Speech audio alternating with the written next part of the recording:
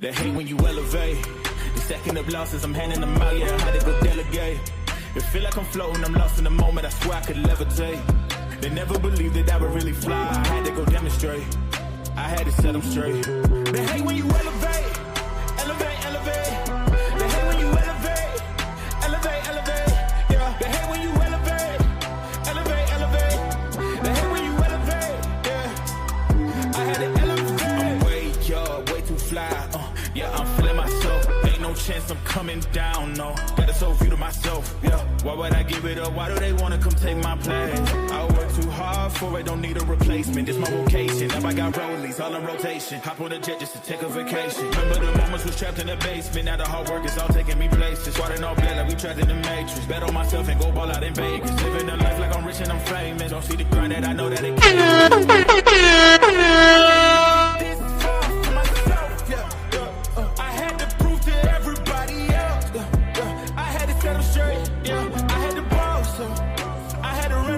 I know. They hate when you elevate.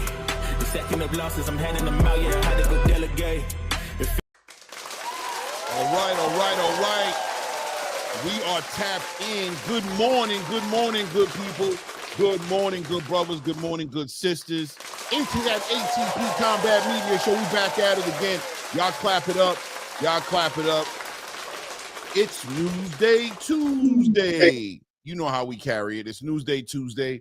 Back after a great weekend of boxing. So many things going on. We've got a new unified champion in the welterweight division. I think most of us saw that coming, but we definitely got to talk about that card. Was a decent little card as well. Some standout fights. 147 looking good, looking healthy. The future looks somewhat bright. We got to talk about what Jaron's going to do afterwards now too, as well, as there are a lot of options on the table for Jaron Boots Ennis that has opened up. We got so many things to talk about, man. I mean, honestly, we got Raymond Ford had such a great night. We've got a new Ring Magazine ambassador that's been put into place. Tom Brown of the PBC came out and spoke on the future of the PBC, spoke about this new relationship with the Top Rank, or is it a newfound relationship, or is it just business as usual? Got a lot of things to talk about, man. Heavyweight division, Alexander Usyk and Daniel Dubois seems like it's coming closer and closer to being fruition, as they have a date that they're aiming for, from what I understand, like July 12th or something like that. Either we'll talk about that as well. And of course, later on in the show, we will be opening up the panel. Everybody can come up and kind of speak on their perspective as far as what's going on in this space. I appreciate everybody who's in the building right now, as I always do it, and acknowledge this is prime time for us to be coming up. So I know everybody and their mother, the who is of the who is right. The Joneses are all up around this time, so I know it's a lot of competition. But I appreciate anybody who's here in this space right now with us, who's building with us. It makes the biggest difference in the world, man. So salute to all you guys, and of course, salute to my co-host in the building, Ray Davis in the building. What up? Man, how you feeling today, man? How's the weekend been? I'm good, man. I'm good. I'm excited to get this conversation going. I've been hearing a lot of nonsense and jerky stuff, as they would call it.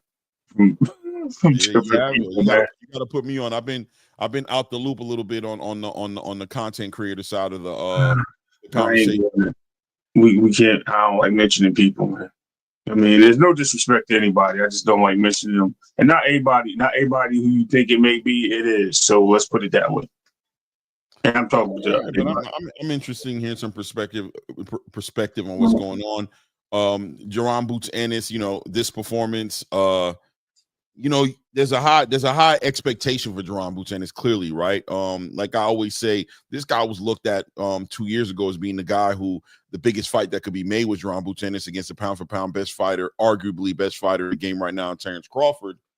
And he did kind of seem to lose a little steam based off of some performances that kind of, when you matchmake with these fighters, you see them in the ring with other fighters, and you automatically start seeing that fighter in the ring with that guy, and you start using the triangle theory and say, hold up, man, can this guy that I saw tonight beat this guy later?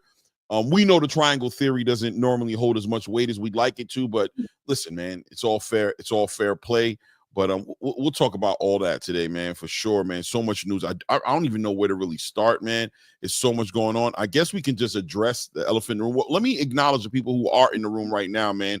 SOBTV, salutes to you, family.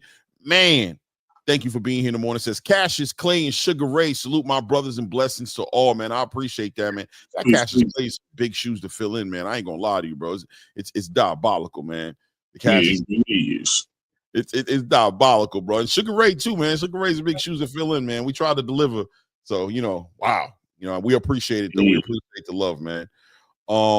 Big Sarge 31 in the building says he's already on it, man. Everybody wants to talk about it. We definitely gonna talk about it. Says, I'm hopeful that Boots and Norman Jr. can be on Garcia Haney card in October. Wow, that would be fuego. Man, that would be dope. Yeah, that would be real dope, bro. Real dope. Keith Tucker says, what's up, my guy? What's up with you, Keith Tucker? I hope everything is working out well with you, man. Working in your favor, of course. Big Sword says, Claymore Ray Davis boxing royalty, man. Thank you, man. Shout out to Coach Eddie in the building. Edward Morris, Coach Eddie in the building says, salute back at you, Coach. AJ Moore says, get the lights up. Follow instructions, man. Listen to AJ Moore. That's a smart guy. Said, get the lights up. And Boots blatantly lied and said they offered Norman $2 million. That's a lie. No, they didn't. Come on, AJ Moore. I don't think he meant that literally. I think he was just putting a number out there. I think it's pretty much public information that it was 1.7 million. But I get it though, because that would have been significant, right? 2 million would have actually made the fight happen. Meaning that Brian Norman was willing to not a lie. It was a lie. He didn't get offered $2 million. Boots was willing to give him the extra $2 million. That's when they bumped it up to 2.2. It was talked about. It wasn't really an offer. It was talked about Boots coming out some of his money to make it even. Remember, Boots said, I was about to make the same amount as him just to get the fight, and he wanted 2.2 at that point. Remember, they bumped it up to 2.2. No, I think you're wrong. I ain't gonna lie. I don't think that's what happened, but if that's how you remember it, it's okay. You can go back, but you're right.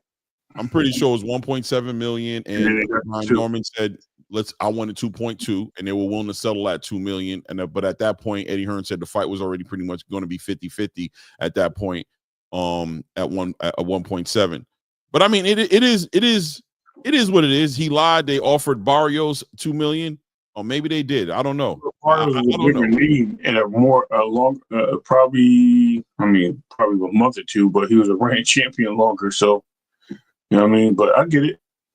Yeah. I get what you guys it is what it is at this point, right? The past is the past. It's all to the good, as somebody once said. But now that we have $2 million today, is yesterday's price today's price? Absolutely not. I'm looking for this thing and I cannot find it. Fat Joe used to say.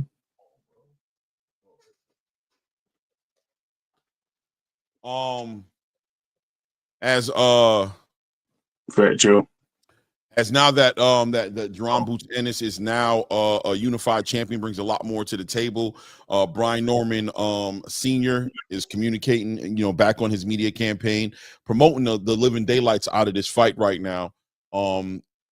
Pushing for this fight to be the next fight that Jaron Boots Ennis is on. I spoke to Brian Norman Sr. just a little bit on Mill City and basically, spoke on, how much of a priority this fight was. He says it's the ultimate priority right now. He's even conceded and he said he's willing to go to Philadelphia. He doesn't care where the fight happens. He needs to make it happen. Listen, he's writing himself a check. Hopefully they'll cash out on it. Bob Arum has reached out from what I understand as well. And him in Matchroom with Eddie Hearn and them seem to be in conversation. So this fight may be coming to fruition. Obviously, Jaron Boots Ennis saying that he's not really looking to get in the ring until about September, October. So in between then and now, I'm expecting Brian Norman Jr. to be active in one way or another. We'll talk about those options that are on the table for him as well. See what the next fight is probably going to be. I got a pretty good idea what it's going to be. They're looking to be prize fighters now, and they're looking to definitely build up their market value.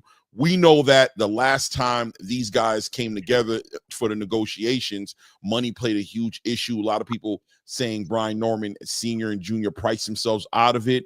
You could say that. You can, you can't never really put a number on the value of somebody and what they see in themselves. But ultimately, going into this one, in the difference, I think the difference maker in these negotiations this time around, it does seem like Brian Norman Sr. and Jr. are a lot more confident in what they can do based on what they've seen Jaron do in the ring and based off of what they've been able to do coming off his last title defense with Derek Cuevas. We'll talk about all those things. We'll get into those conversations. Shout out to Legacy Remains. Walaikum Salam, King. You know what I'm saying? Ross Clott in the building. Salute to Ross Clott in the building as well. And we got Joe Charles in the building. The fight just getting bigger. Be patient. What's good, y'all? Salute Joe Charles. And I agree with you, Joe Charles. I think the fight is getting some steam behind it. I think Brian Norman Sr. is doing a great job, to be honest with you, at promoting and pushing this fight and putting this on the forefront.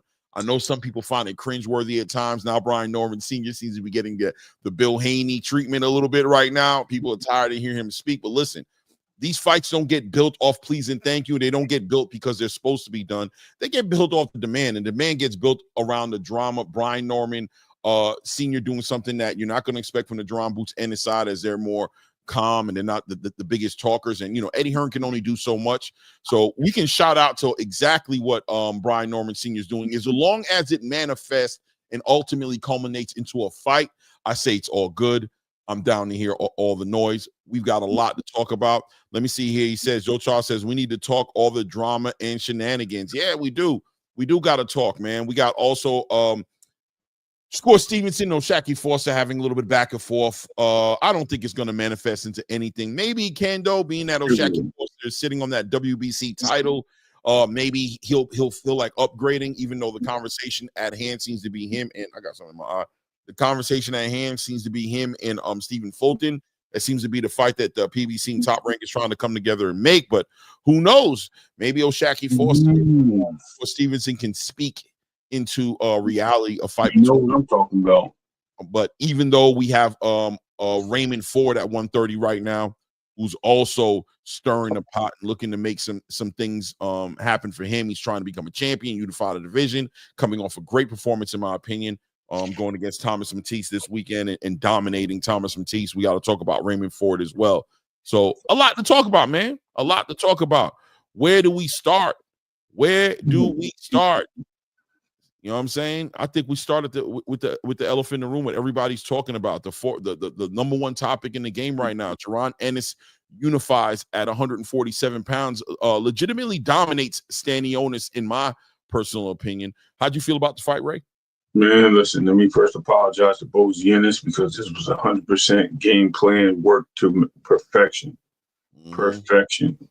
I did see some of this happening, though, Clay. I did say that Boots is going to use his range. He's going to, keep him at a distance. I had it wrong about Stanionis being able to, dig deep, get under that range and get to the body of Boots a little bit and make him think.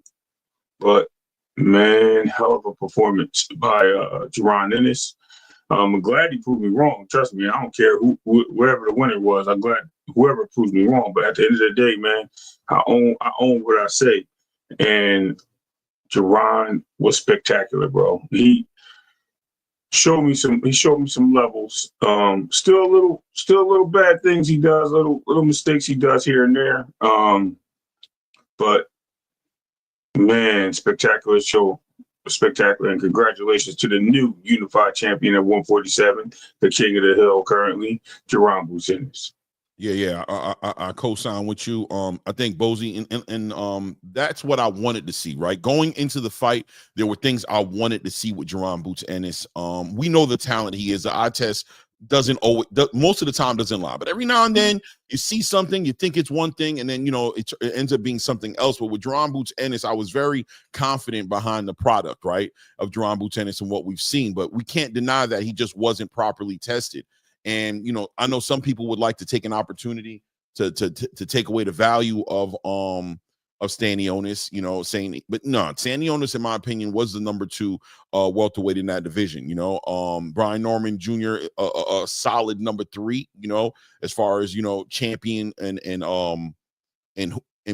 danger and punching power and threat that he is at 147 pounds. But Stanionis was legitimately the more tested, better, tried true fighter than Brian Norman Jr. on paper. And Boots fought that guy and dominated him and made a fight that could have been very competitive, But Jaron Boots Ennis just shown that he's a special fighter, and special fighters do special things. And what's competitive for most is not for the best in the game.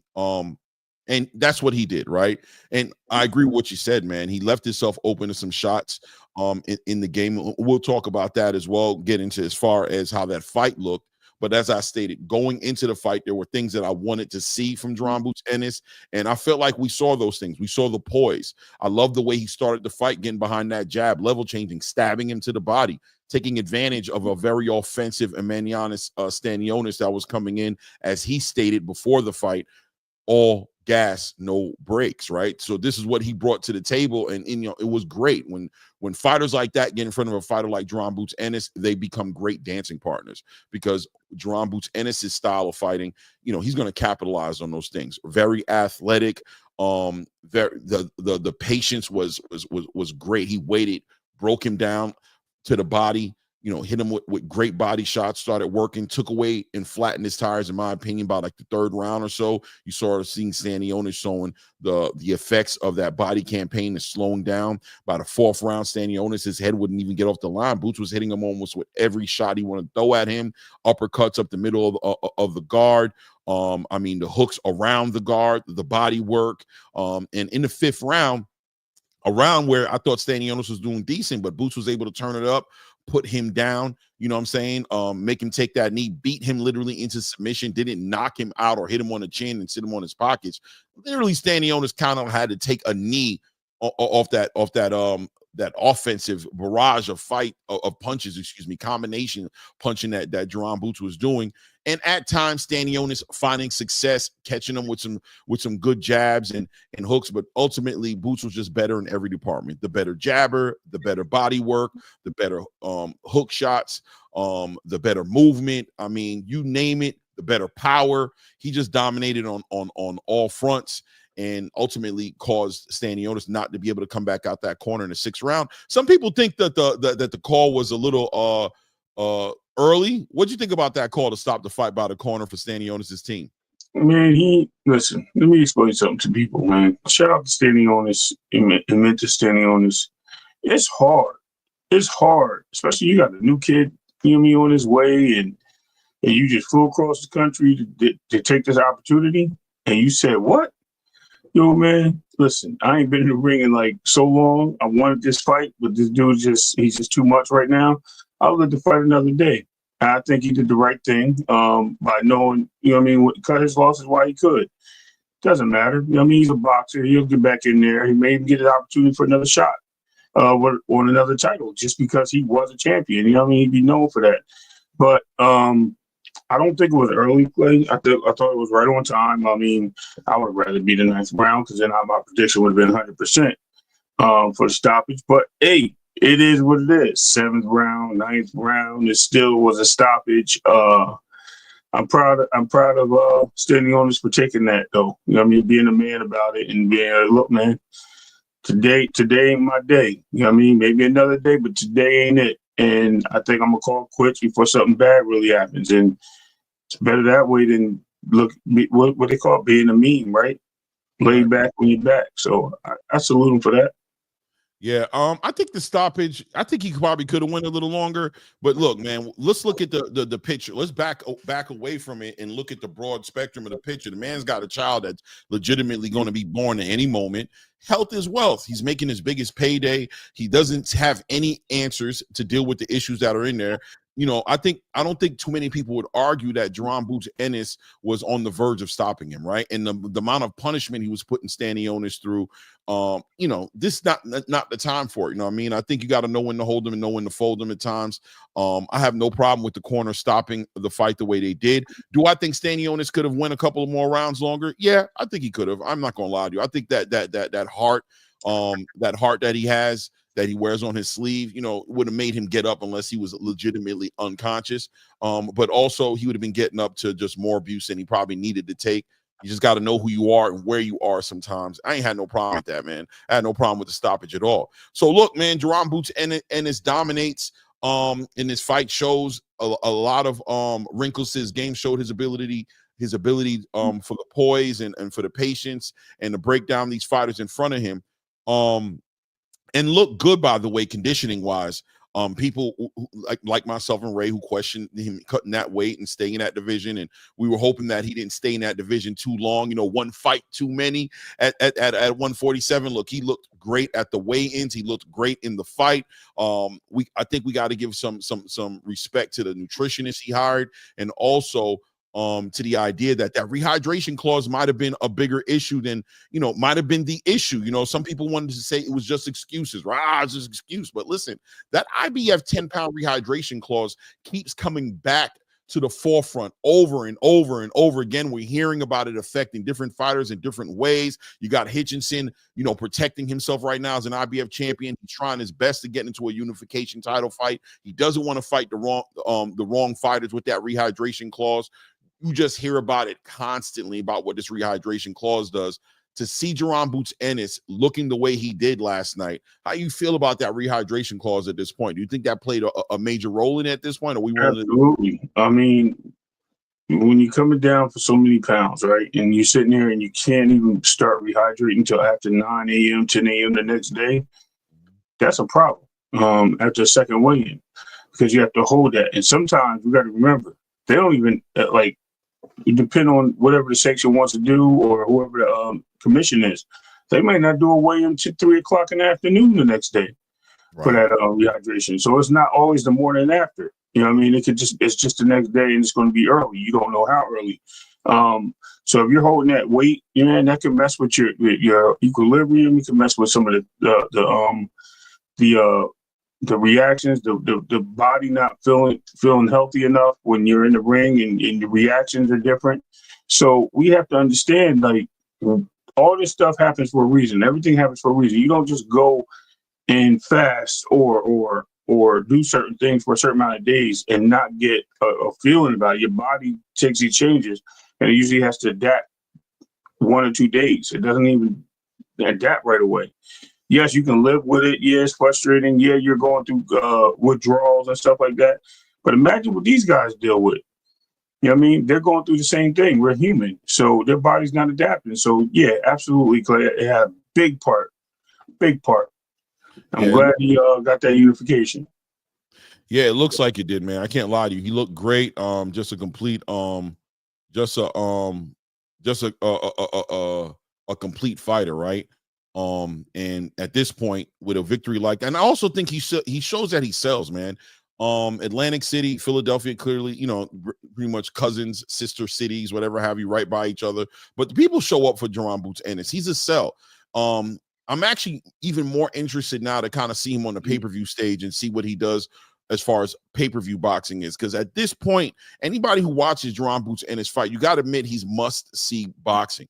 If he's on the card, and especially with the right dance partner, we might be talking to a future pay-per-view star, right? The next guy up, it's not that many of them. You got Canelo, you got Javante. Looks like David Benavidez is trying to make his way up there to be must-see boxing as far as pay-per-view sales reflecting that. Jaron Boots Ennis seems to be right in that conversation, man. And there's so many great fights for him to make. I think there's a good chance his next fight may be a pay-per-view fight, right? Depending on who the dance partner is, it may be a pay-per-view fight. Will he headline it? I don't know if he headlines it, right? I'm not going to say that, but I just get to a point to where I don't know. I mean, free fights with Jaron Boots Ennis is starting to become more so like a gift to the fans, and it doesn't need to be, right? Because what we do pay on pay-per-views, sometimes we're not happy, right? I'm not going to say no names, but there's definitely fights that happen out there that come on pay-per-view where you're like, this is not pay-per-view worthy, but it is what it is, right? Does it even need to be pay-per-view? Is Boots doing the right thing by generating fan base by being on free TV to generate the money later on for pay-per-view, as you're saying? I think he can sit right there, right where he's at. He'll get more fans. It's a gift to boxing fans to have somebody exciting, just like Roy Jones fought on regular Showtime. Roy Jones never did pay-per-views like that. He fought on Showtime and HBO. He didn't go out there and put his name, and he got the fan base. People were able to see greatness in the ring with Roy Jones. So why can't we do that with Jaron Boots Ennis? It'll be a blessing to have Jaron sit right there, right where he's at, and give us the shows without having to pay any extra money out of our pockets besides the subscriptions. Yeah, no doubt, man. I definitely feel you on that, man.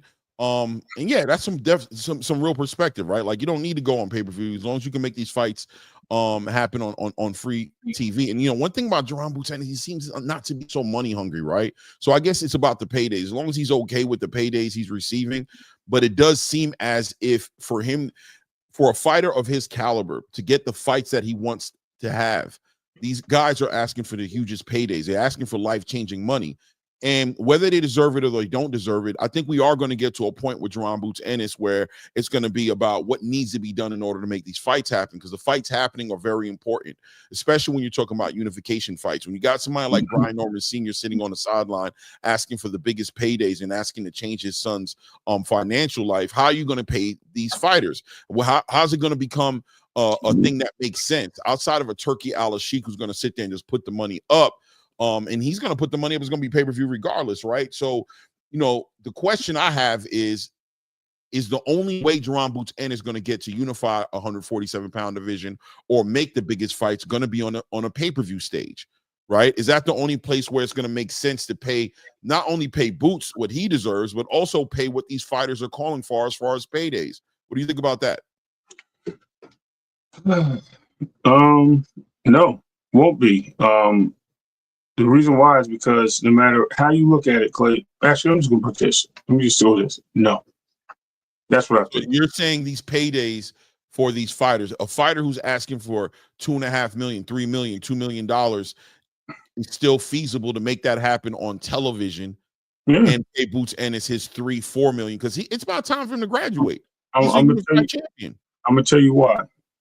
We've seen people sell out arenas. Remember, money doesn't have to always be made in the state of putting it on TV. Just selling out the arena helps bring in that money. He sold out Atlantic City. They went to the Grand Ballroom, bro. They literally sold out Atlantic City, but he took a pay cut for this fight. And so on top of selling out Atlantic City, he sold out the Wells Fargo and took a pay cut in order to make the fight happen with Kukugajin, right? He lost out on Brian Norman Jr. on making that fight happen because Eddie Hearn said that the money on the table wasn't enough to cover what Brian Norman Sr. wanted in $2 million. So he's doing these numbers, but it's not translating into these fights happening. So how do we make these fights happen? How do we generate the money? What happens? I was getting to that point. So as we start moving from Atlantic City, Wells Fargo local, and you start becoming the traveling show, that money increases. Why? Because people want to see you. People want to see how skillful you are. You're going to Vegas. You're going to Cali. You're going to New York City. You're going to Atlanta. You're going to Florida. You're fighting in Texas. Once you start becoming a traveling show, that money goes up, man. And once that money goes up, does it necessarily have to be pay-per-view? No. Because you just get a bigger arena, you add more seats, you're able to put it on TV and get the numbers and value from the network. The network pays that little bit of fee in dollars. And on top of that, for the ratings, basically, right? And then on top of that, you're getting money from concessions, you're getting money from the fan base, you're getting money from supporters and things of that nature. I mean, it's so much to be earned. Now, you want to add pay-per-view to it? Sure. No problem. They want to do a $30 pay-per-view. They want to do a $50 pay-per-view. It'll help. I mean, that's just more money. And that's more money for the promoter more than the boxer. The boxer will get his fees. He's going to bring the show. The promoter don't bring the show. He makes the show. So, I mean, I think Boots would be just fine either way. Well, we'll see, man. Time doesn't seem to be on his side in some conversations, but at the same time, the future does seem bright from one way or the other. One thing that's for sure right now with Jaron Boots Ennis is his future is looking bright as far as opportunities. But as far as the 147-pound conversation is going with Jaron Boots Ennis, I'm not sure if time is on his side. These fights either need to be made or Jaron Boots Ennis needs to entertain some other things. We'll talk about that as well, get deeper into that. But here comes a new conversation that's on the table now. Whether or not Jaron Boots Ennis has earned his way on that top 10 pound for pound list based off of what happened Saturday night with Stanionis and becoming a unified champion, and not only a unified champion, but a Ring Magazine lineal champion as well in the division. So he's got a lot of accolades. What is he, 33-0 now or 34-0 now? Where are you at on this conversation Jaron Boots Ennis being on the pound-for-pound list. And if he is on the pound-for-pound list, who gets kicked off the list to put him on the list? Because there is top 10. Where are you at with Jaron Boots Ennis being a pound-for-pound fighter at this point? Let me currently go to the top 10 pound-for-pound. Not just pound-for-pound, top 10. Let me go to the pound-for-pound list currently because you know what changes. Which one are you going on? Are you going to the ESPN one or I'm going to go? Well, you know what? I would love to do ESPN's pound-for-pound list because there's more bias in that one than there. Well, no, the Ring has a lot more bias. I think they do respect people. I think there's a lot more. So, okay. Oh yeah, easy work. I hate to do it, but first of all, why is Junto Nakatani on the pound-for-pound list? Yeah, he is number 10 right now. Bye. Tate drops to number 10 over Shakur stays at 9. Jaron sits right there at number 8 or number 7, and you know what I mean? Either way. Yeah, I'm there with you, man. I think Junko Nakatani could definitely come off that list without a doubt. Jaron Boots Ennis, you know, the eye test is still what the eye test is, but what we saw him do with Stanionis, you got to respect it. It has to level him up. He's now a lineal champion. Junto Nakatani does not check any of those boxes. You know, his greatest fights are clearly in front of him, you know, with Monster Inoue and things of that nature. He's a great fighter, must-see boxing as well. Love, salute Junto Nakatani. You know what I mean? We can't wait. There's more fighters at 126 better than him that deserve to be on that list than him. But let's just keep it there. Yeah. I don't know. We'll keep it right here with Juno Nakatani and Jaron Boots Ennis. Jaron Boots Ennis taking that spot. Yeah, I got no problem with it, man. Top 10 pound for pound. Why not, man? Why not? This guy was in the conversation 2 years ago to fight Terrence Crawford, and a lot of people were favoring him to win, calling it a 50-50 fight, saying it was going to be Terrence Crawford's biggest challenge. Now he's earned himself a unified championship, a lineal championship at the welterweight division. Big fights in front of him. I think most people favor him to win against anybody at 147 pounds. He just brings the athleticism. He's the bigger fighter. He just brings, he's a puncher. He's willing to take chances. But that being said, right, I mean, look, man, word is on the street that Jaron Boots Ennis is getting hit way too much. Even in this fight, they don't like the fact he's getting hit. And I'm going to be honest with you. When it came to the David Avanesian fight, when it came to the Cameron fight, I was right there with you guys, right? I just felt like he was getting punched on a little bit more than he needed to be punched on. But in this fight, you know, listen, you're going to swim, you're going to get wet. One thing about Jaron Boots Ennis is that he's willing to take those chances, and that translates into great shows for us, right? He's an entertainer at heart, and he's going for the stoppage. We got to balance that out a little bit, right, Ray? Like, we got to balance it out and say, okay, he's getting hit, but is he getting hit flush? Is he getting hit with combination shots? Is he getting hurt in the fights? All these things are factors into him being hit, because clearly he's shown he's got a chin, and Stanionis was able to land some shots on him. But at the same time, are we factoring in that he's rolling off a lot of these shots? He's not taking these shots flush. A lot of these shots, you know what I mean? He's turning away as the shots are coming in, and he's not being hurt. And what is he also doing on the other side of getting hit? He's hitting back, and his punches are way more effective. Now, I'm not going to lie, as he gets up into 154 pounds, that's where the conversation is, right? Because people want to understand and say, all right, well, what Jaron Boots Ennis is willing and able to do at 147 pounds, what does that look like at 154 pounds in front of a Virgil Ortiz or a Sebastian Findor or a Bakram? I get it, right? Like, those guys are probably punching harder than the 147-pound division. Jaron Boots Ennis, time will tell what that looks like. But as far as his campaign at 147 pounds, where are you at this point? I mean, we both were on the same page saying he was getting hit a little bit too much. But did he get hit a lot in this fight for you? I mean, no. Let me check. Did he give away rounds? Let's answer that question. Did he start this fight slow? Did he allow his opponent to take rounds away from him because he was setting up this and setting up that? Or did he go in there and dog it out and just was out dogging the dog that was coming forward? That's what we have to look at, and we have to bring to the arena of this conversation, right? Because a lot of people want to sit there and they be like, "Oh, he got hit too much," or, you know, If Brian Norman hit him with that, he's out. Like, come on, man. What if, could have, should have? It didn't happen. He had his opportunity.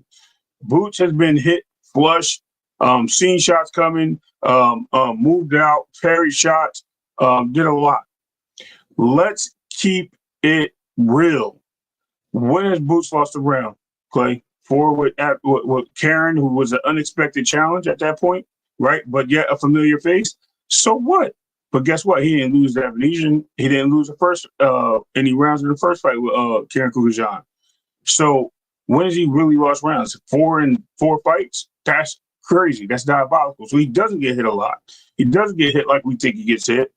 But the problem is we're looking at somebody who's willing to be the Hagler, in my opinion, or the Roy Jones of today in the ring with other fighters, and not willing to shy down away from getting hit. You're going to get hit.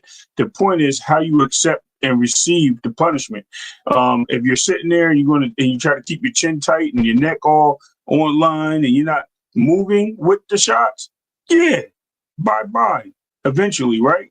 But if you're sitting there and you know you're in a boxing match and you're going to see it coming, you're going to parry, you're going to absorb the blows as they're coming in, however you move, that changes everything. So a lot of these people need to cut it out. They're just hating, and unfortunately, this is what happens, right? We're so pro-American boxer, Clay, but yet we show so much hate to our American boxers. Crazy word. I mean, listen, I think there's an argument there. I don't deny seeing Boots get hit, but I think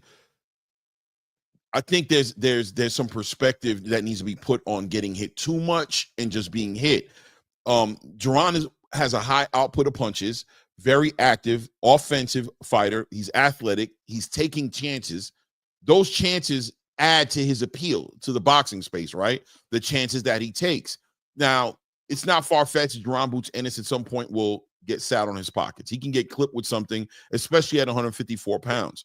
But the question is this a legitimate criticism at this point? Because boxers, like the saying goes, you're not going to swim and not get wet. Is Jaron Boots Ennis getting hit too much? Was Stanley Onus in particular in this fight hitting Jaron Boots Ennis too much? I don't know that I saw that. I saw Stanley Onus having some success in there, some opportunities in there, but I did see Jaron Boots Ennis take those shots well. If Jaron Ennis feels like the power is there, if he respects the power, will he be more defensive? Can he adjust? Well, somebody as athletic as him and working with Bozy the way he did last on Saturday, really just they were on the same page. He really took instruction and executed. I don't know there's going to be an issue yet. Time will tell. Time will reveal. But if there's any complaints around Jaron Boots Ennis, it's the fact that people feel like he's getting hit too much. I think that brings to the appeal to the appeal he brings to the space. Not that he's getting hit too much, but I think as far as a byproduct of him being active and taking chances, which makes him an exciting fighter, the byproduct is that you're risking getting hit. And I don't know if we can have one without the other, right? I don't know if we can have the risk-taking, the athleticism, the excitement, the explosive nature of Jaron Boots Ennis, the nature of the beast that is Jaron Boots Ennis. Can we have that without him risking taking those shots? You know what I mean? Like, it's part of the game. We Fight of the Year candidate last year, Virgil Ortiz and Serhii Bohachuk, we saw Virgil Ortiz get punched. Well, that's part of the game, right? People thought that he lost the fight, or some people thought like he won the fight, but the fight was exciting. And here he is today, an interim WBC champion and looking be put in the biggest fights possible at 154 and getting looked at as one of the most exciting fighters at 154. So, like I said, I don't know if we can have one without the other. Time will reveal. I don't think any of these fighters just want to get punched, but there does come a point in time where you look at somebody like Shakur Stevenson, who's the most defensively responsible boxer in boxing today, potentially, and people don't want to see him fight. They just don't want to see him fight. I mean, I'm a big fan of Shakur Stevenson. But I'm just giving the status quo. The census is people don't want to see him fight. They don't want to pay for his fights, or fighters don't want to fight. I don't know however you want to look at it. I think who Jaron Boots Ennis, his essence, he needs to stay true to that. That's what makes him who he is. But look, you put a risk out there. So, bro, it's boxing, man. And I don't think anybody ever got in a fight. I don't care who you were. You could have fought the corniest kid in the world in a wheelchair and no hands, and he still would have punched you if you was in a fight with him. You know what I mean? Right. You get hit in a fight, man. Like, what is the problem? Why are y'all so ignorant?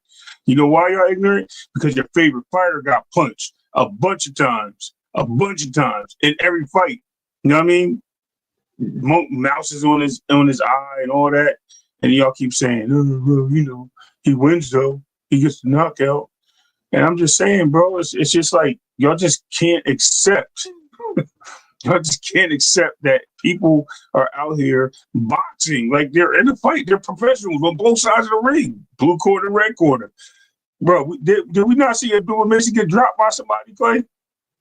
No, but listen, he caught criticism for it. Is he a skilled fighter? Did he get hit? Did he get clipped? Am I wrong? And that was a recent fight, right? So my point is, still held him accountable, Ray. People didn't sit there and let it slide with him either. Getting hit is something you got to be careful of, especially I know that. But what I'm saying is, it's boxing. My point is not being held accountable or not being held accountable. They're boxers, bro. They take risk, and one of those risks, you leave yourself open. Roy Jones got slept by Tarver because he tried to take that little overhand left coming in, and Tarver shot him with a straight shot right down the pipe. Boop, knockout, right? So this is part of boxing. We need to stop putting our panties on too tight. And y'all put your panties on too tight, excuse me, not me. But anyway, pull them out, the wedgie part, and stop crying. At the end of the day, bro, it's boxing. You never seen a boxer. Sugar Ray got my favorite boxer. Drop almost every fight, bro. Like, are you kidding me? Y'all are ridiculous. Yeah, I agree. I feel like, I personally feel like it's a legitimate observation, but like I said, I don't think you have. I think his essence is to fight, and I think fighting, like you said, man, involves getting hit at times. He's taking those chances, and not everybody can take those chances. I think what he's showing is that he can take those chances, and that the consequences aren't that high for him. Now, look, things are subject to change depending on the opponent that's sitting in front of you. You know what I mean? The bigger question has to be, does Boots have the ability to adjust in those fights where he doesn't want to get hit like that? You know what I mean? I don't think he ever wants to get hit like that. But yeah, if he gets in there with a Bakram or Virgil Ortiz or Sebastian Fundora or even a Jermell Charlo or, fighters who are known to punch a little bit, does he need to be a little more reserved? I think he's going to test the waters like he did with Stanionis. He's going to stay behind that jab. He's going to feel those punches on his arms. He's going to feel those punches, that come across, that he's catching on his gloves, and he's going to make up his mind in that moment as to how he's going to approach the fight, whether or not he's going to be well more reserved and defensive and not just sit there and get punched by that guy, or whether or not he can weather the storm. He's going to make that judgment call. Either way, it's something positive to say that Jaron Boots Ennis is willing to give us the show. You know what I mean? That he's willing to take those risks and chances to be an exciting fighter, right? It is what it is, man. It is what it is. And I see you, Justin Watson. Yeah, man. I know that's the question, right? And I think that's what the Normans are counting on, right? They believe that power that they bring to the ring is a difference maker, and that if Jaron comes in with that energy, that he's putting himself in position to get clipped early and laid out. We'll see. We'll see, right? We'll see. It is what it is. But like I said earlier, although I put the time clock on Jaron Boots Ennis' opportunities at 147, right now he has a nutritionist. He did look real good in that ring without the rehydration clause against Stanionis. So I'm pretty sure his next fight will probably be at 147. But regardless, too many options. What makes the most sense for Jaron Boots Ennis right now? Unifying is easier said than done at times, right? So if the unifications are there, then stay there and unify. But we got to be honest with ourselves. If the unifications seem to be pulling teeth, if there's not a budget there for unifications, I mean, just where are you at now? Seeing Jaron Boots Ennis now become a unified champion, a lineal champion in the division, are you for him staying at 147 and continue to push to make these fights happen? Or look, does he go up to 154 and jump into the opportunities that are up there? He's leveraging belts now. It's not just the IBF. He can leverage that WBA belt as well to make things happen. A fight that people are talking about is Terrence Crawford and him, even though Terrence Crawford is clearly going to be fighting Canelo Alvarez. Listen, Yoenis Tellez is sitting up there with a WBA regular title. He can go up there, take that title, and be in position to be, well, I mean, let's be honest, right? If he takes that title off of Yoenis Tellez, which he probably would, then he risk, and I use it lightly, but what's going to happen? Is he going to be elevated again into another belt that Terrence Crawford was holding on to when he probably vacates that belt, if he on the back end of beating Canelo Alvarez, or even competing at 168? Does he keep his WBA title? There's a lot of options there, not to mention Turkey Al-Sheikh speaking on the Teofimo Lopez opportunity that's going to be there, which is clearly going to be a huge payday for him. Without that rehydration clause, great fight, good money. Obviously, Brian Norman is there in the division, making a lot of noise. That's an opportunity for him. Mario Barrios, who we're going to talk about a little bit later, is there in the division. I don't know how much of an opportunity is there with him. The way he's being moved is kind of weird, but where are you at? What makes the most sense for Jaron Boots Ennis moving forward at this point? Me, having my opinion on this, I think you weigh your options at 147. We'll see what moves. You still have this situation with this fatal four-way. If Tio wins, it starts there, right? So you get your name recognition up. This makes him a bigger star, right? I think you stay on that train there. I think Mario Barrios will be moving up. I think I've been calling this for like now a whole month prior between the Earl conversations that everyone's having right now being made. So I think Mario Barrios will be moving up, and I think at that point, Devin Haney and maybe Brian or Devin and Ramirez may be fighting for that WBC title. Whether it be the winner of that, even getting an email championship at some point, and then fighting for a title, which makes a unification fight possibly happen. So there's so many arguments there for the for Boots to get a bigger name at all this. Peace Drew Titan in the building. So many, Clay. So many opportunities. I would like to see the Norman fight next. I think all of us would like to see that. I wouldn't shy away from any other fight that would have a big name attached to it, even if they moved up in the division. And if he moved up for a fight or two, why not? If he sees the grass is greener up there, and he wants to test himself, and he believes the competition is better, you know what I mean? With all these young pups coming up, well, I ain't gonna say young; they're all the same age, but you know what I mean. These smaller fighters coming up, he can go up and make a name for himself. And I think he's actually even better at 154 than he is at 147, because I think him having to lose less weight and be able to bring more power at that division and be as quick as he is, he may stand the test of time at 154. Now, the punches that he do get landed on him, as we were just discussing, those things do play a part, but the competition gets better. And a dog-eat-dog world competition up there is more exciting. So what are your options? I mean, my options is probably stay and negotiate. If it don't look right, go to 54. Yeah, man. Listen, man. The opportunities are everywhere for Boots. I mean, look, man. I want to go back to congratulating Jaron Boots Ennis on the accolades he earned for himself Saturday. I also want to take a moment to go ahead and celebrate Eddie Hearn, who I think is doing a great job moving Boots around. Man, bro. Just to think about where this guy was at a year and a half, 2 years ago, right? That this guy couldn't get any fights. You know, rest in peace, Cameron Duncan, who was managing him, and Steven Espinosa was managing him and not doing anything for this kid.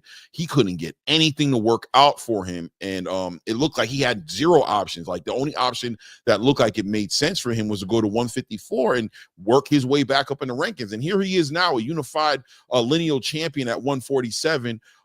He's accomplished he's on the road to accomplishing what he set out to accomplish, as far as being a unified champion and ultimately an undisputed champion. But now with the attention of Turkey Al-Sheikh and the way Eddie Hearn is moving him, and the 147-pound division is growing. new talent being added to division. There were young guys, and we'll talk about that a little bit later as well, as far as, because there's a big rumor going around that 147 pounds is dead, and I think that couldn't be farther from the truth. I think it's coming alive. There's a resurgence happening at 147 pounds. You look at the Keon Davises, at the Timir Smalls. You look at the addition of Ryan Garcia, Devin Haney, Teofimo Lopez. You look at the addition of Tiger Johnson. I mean, you just got so many fighters coming up in the division, not to mention the champions in the division, as far as Brian Norman Jr., obviously Jaron Boots Ennis. Stanley Onis is still a factor in the division, right? He's still a fight to be made. A Stanley Onis, I'll give you a Tiger Johnson fight would be crazy. A Stanley Onis, loser of Ryan Garcia and Rolly Romero, which would probably be Rolly Romero fight, would be great. Like these are great fights. So 147 is moving great. Jaron Boots Ennis has so many options in front of him.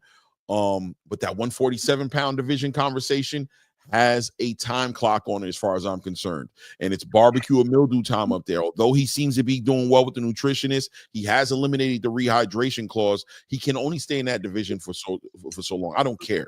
Is it 1 fight, 2 fights? Is it 3 fights? Is it 4? I don't know how many fights it is. And ultimately, at some point or another, it comes down to getting past the silliness of it all. Are those opportunities there for him there? If they are there, I'm there with you, right? Stand by, negotiate, make these fights happen. I do have questions and concerns about these paydays making sense to get these fighters in the ring with them. If they're asking for over $2 million, if these paydays need to be way bigger, and I'm saying that because Tom Brown spoke on this and almost priced out Stanley Onis in his fight, said that he was ready to walk away from the fight, that he wanted more money for Stanley Onis, but it was actually Stanley Onis who put his foot down and said, nah, man, I want to make this fight happen, right? So at the end of the day, we got to look at it from the big picture, and not just us because we're fans, but Boots has to start weighing out and entertaining his options. And I think that's why at the end of that fight, you saw him kind of speak the way he did when they said, what's next? He said, listen, I'm going to enjoy this right now. I'm going to speak with the team, and we're going to discuss what next move is the best move. Because listen, man, he has the unification now. He is a lineal champion. He is building on his accolades. Is there pressure on Boots to stay at 147 and become undisputed at the cost of his own market value, at the cost of his own value and what he's earned for himself in the boxing space? I don't know, right? It's like, all right, man, I don't have no problem chasing down these legacy fights, but he had to take a pay cut once again to make this fight happen. How many more pay cuts is Boots willing to make happen in order to make these fights happen? Because at some point or another, it gets to the point with the Brian Norman situation where it became a 50-50 cut and he still wasn't happy, right? So what's going to make you happy? You getting 60%? Am I going to get paid lower than the guys in front of me? You know what I'm saying? In order to make these fights happen? How desperate and thirsty am I to become undisputed? I'm sure he's hungry for it, but there are opportunities other places. We got to look at it like that. Shout out to Drew Titan LLC in the building, showing love, man. Thank you, King. I appreciate it so much, man. Thank you for the support, man. Nothing but love, man. Thank you, King. Robert Chandler with the $20 holla in the building, man, showing love. Man, thank you, Robert Chandler. Says Boots' issue on defense is not keeping his hands up when he leaves the pocket. Really bad habits that have gotten worse. Needs discipline on fight night. Also, his legacy's at 154. I don't think the Norman fighting. I don't think Norman fighting him until 26. Wow. Well, he's fighting just stocky. So that right there will push that fight back. That right there. Jasaki's supposed to be fighting like 2 months, right? So that's supposed to be. I talked to Senior the other night, and Senior seems to believe that. Listen, Boots is saying that if his next fight, whoever it's going to be against, he plans on making it September, October, which is why it was so significant what they said earlier about seeing Boots potentially fighting on that Devin Haney, Ryan Garcia 2 undercard, right? The possibilities of it, because that's when they're aiming to make that fight happen in October. But at the same time, he wants to stay active. Jin Sasaki, me and him both agreed, is a big payday for him. International exposure, big payday. Brian Norman Jr., in order to get the paydays he wants against Jaron Boots Ennis, needs to start campaigning and working on building up the market value of Brian Norman Jr. So staying stagnant and waiting for a Boots Ennis fight doesn't make any sense. He's probably going to take the Jin Sasaki fight outside of a Mario Barrios fight opportunity coming to the table. It doesn't look like that's coming to the table, because we'll get into the Mario Barrios conversation as well. He seems to be entertaining a bunch of stuff that, once again, is keeping him out of the conversations that everybody wants to see him in, which is unification. He's constantly finding a way to end up somewhere else. We'll talk about that a little bit later. I don't want to move the topic or move the goalpost too quick, but yeah, building up Brian Norman Jr.'s market value has got to be part of the game, and it's got to be put into play, because to get these paydays, eyes have to get on the situation. But Jin Sasaki isn't a walk in the park. He's a legitimate welterweight fighter. It is a risk, and he'd be going to make the fight in Japan, right? Not here in America. So he'd be traveling, being a road warrior once again, to go into a foreign man's land, which, you know, kind of takes away from the, you know, you got to take the judges into consideration. And I know Brian Norman Jr. and Sr. don't plan on going to the judges. They like to stop fights, but if it does go to the judges, it can get sticky in the backyard on a foreign land. But still, I think a worthy risk for Brian Norman Jr. You want to, you know what I mean? And you don't want to do the cherry. I don't want to call it cherry picks. Let me pull back. But you don't want to do another Derek Cuevas, right? You don't want to just go. You've already defended your title. You've honored your mandatories or whatever have you at this point. You defended the title. At this point, the next fight should be very significant. Every fight should count at this point. Where are you at with this in that conversation? So first of all, let's look at Jin Sasaki for a second. The only time I seen him fight was in Shohei Sasaki. Similar name, different person. Went the distance. Guy went toe to toe with him. I think he even dropped Sasaki once, or hurt him real bad, one or the other. But the thing is, that guy's never been stopped before that he fought. And the guy has an incredible record. He's fought some incredible competition outside of the U.S. And he's a legend over in Japan. So for him, he dominated that fight, like I said, with a toe-to-toe battle, so he has a chin. So him to fight somebody like Brian Norman and make this fight happen, it's going to bring exposure to him. It's also a dangerous fight, because you got a guy that's not moving. He's not going nowhere. He fights the same fight. Believe it or not, he fights just like Brian Norman. So now it's going to be a toe-to-toe battle, and we're going to see who gets hit too much. Definitely in this fight, Clay. But by the way, we're going to see an opportunity for both fighters to actually see who's the best at this, right? And if we see Jin Sasaki and the way they're moving him generally, it may turn around and be what's next. Brian Norman definitely wants. He'll take the payday. You know what I mean? And who wouldn't? Like, if Boots decided that, look, man, why don't you put that fight on the fence? Let's make this fight happen, and we'll go from there. It is what it is, bro. Like, we just have to see one way or another the fight that we want to see, right? And we're going to get that fight. I think can't read this stuff. What you put? No, that's funny. But I don't think he should be throwing things. Am I answering this question about yesterday's price? Yes, absolutely. It changes. Whether it goes down or up, it changes. I think now you got a guy with 2 belts. You can't ask for more than what you asked for, especially after being on the undercard of another fight, a women's title fight. And there's no disrespect to the women out there, but you're on the undercard. You should have been the main event, but you weren't. You were on the undercard. You were the co-main, and rightfully so. You did great in the ring, but who was that guy? The guy who came off of 2-year hiatus, ain't been in a fight in a while, and gave you a couple of rocked you, actually, believe it or not. He rocked you in the first round. So made you think about it a little bit before you came out and started putting your hands on him. So yeah, that's what we like. It's like that. Listen, man, Brian Norman Sr. Had a lot of criticism. And it's funny, but at this point, like I said, you're building up towards a fight. I do ask myself at times, though, as he's speaking about Boots Ennis's about the holes in Boots Ennis's game that he wants to take advantage of, is he also being very aware and honest about the real ultimate threat that Boots Ennis is in the ring to Brian Norman, right? Does he acknowledge that? I think that's important, right? Because just to believe that to be more concerned about Boots Ennis's ability or inability to absorb shots from Brian Norman Jr., because he probably is one of the hardest punchers. I would say I'm comfortable with saying that he's a solid number 2 number one as far as punching power in the welterweight division. He's one of the heavier punchers there, right?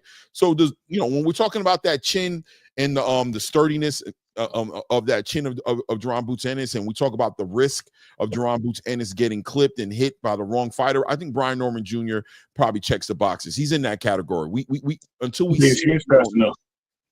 Well, I'm just talking about as far as a connecting shot from Brian Norman Jr. hitting him. He has the power, the difference-making power. If he hits and catches Jaron Boots, I'm not saying will he or will he not. What I'm saying is if he did. If he does. But that's any boxer, though, right? Some more than others. I think Brian Norman Jr. hits harder than Brian Norman Jr. I don't know that. I said I think. I didn't say I did. Right. I knew. I think. I believe he does. And because I believe he hits harder, Boots stood there and let this dude punch him twice in the face. And then started doing his little dance move like, yo, you can't hurt me. Boots got a beard, bro. And I ain't talking about the physical beard he got. That chin is solid, bro. He got a Popeye chin. So I think he'll be able to withstand some of that, them punches. Now, not too many. That's any boxer. You ain't gonna withstand too many punches, Clay. But I think he can definitely take a couple shots from Brian Norman, clean shots. Easy.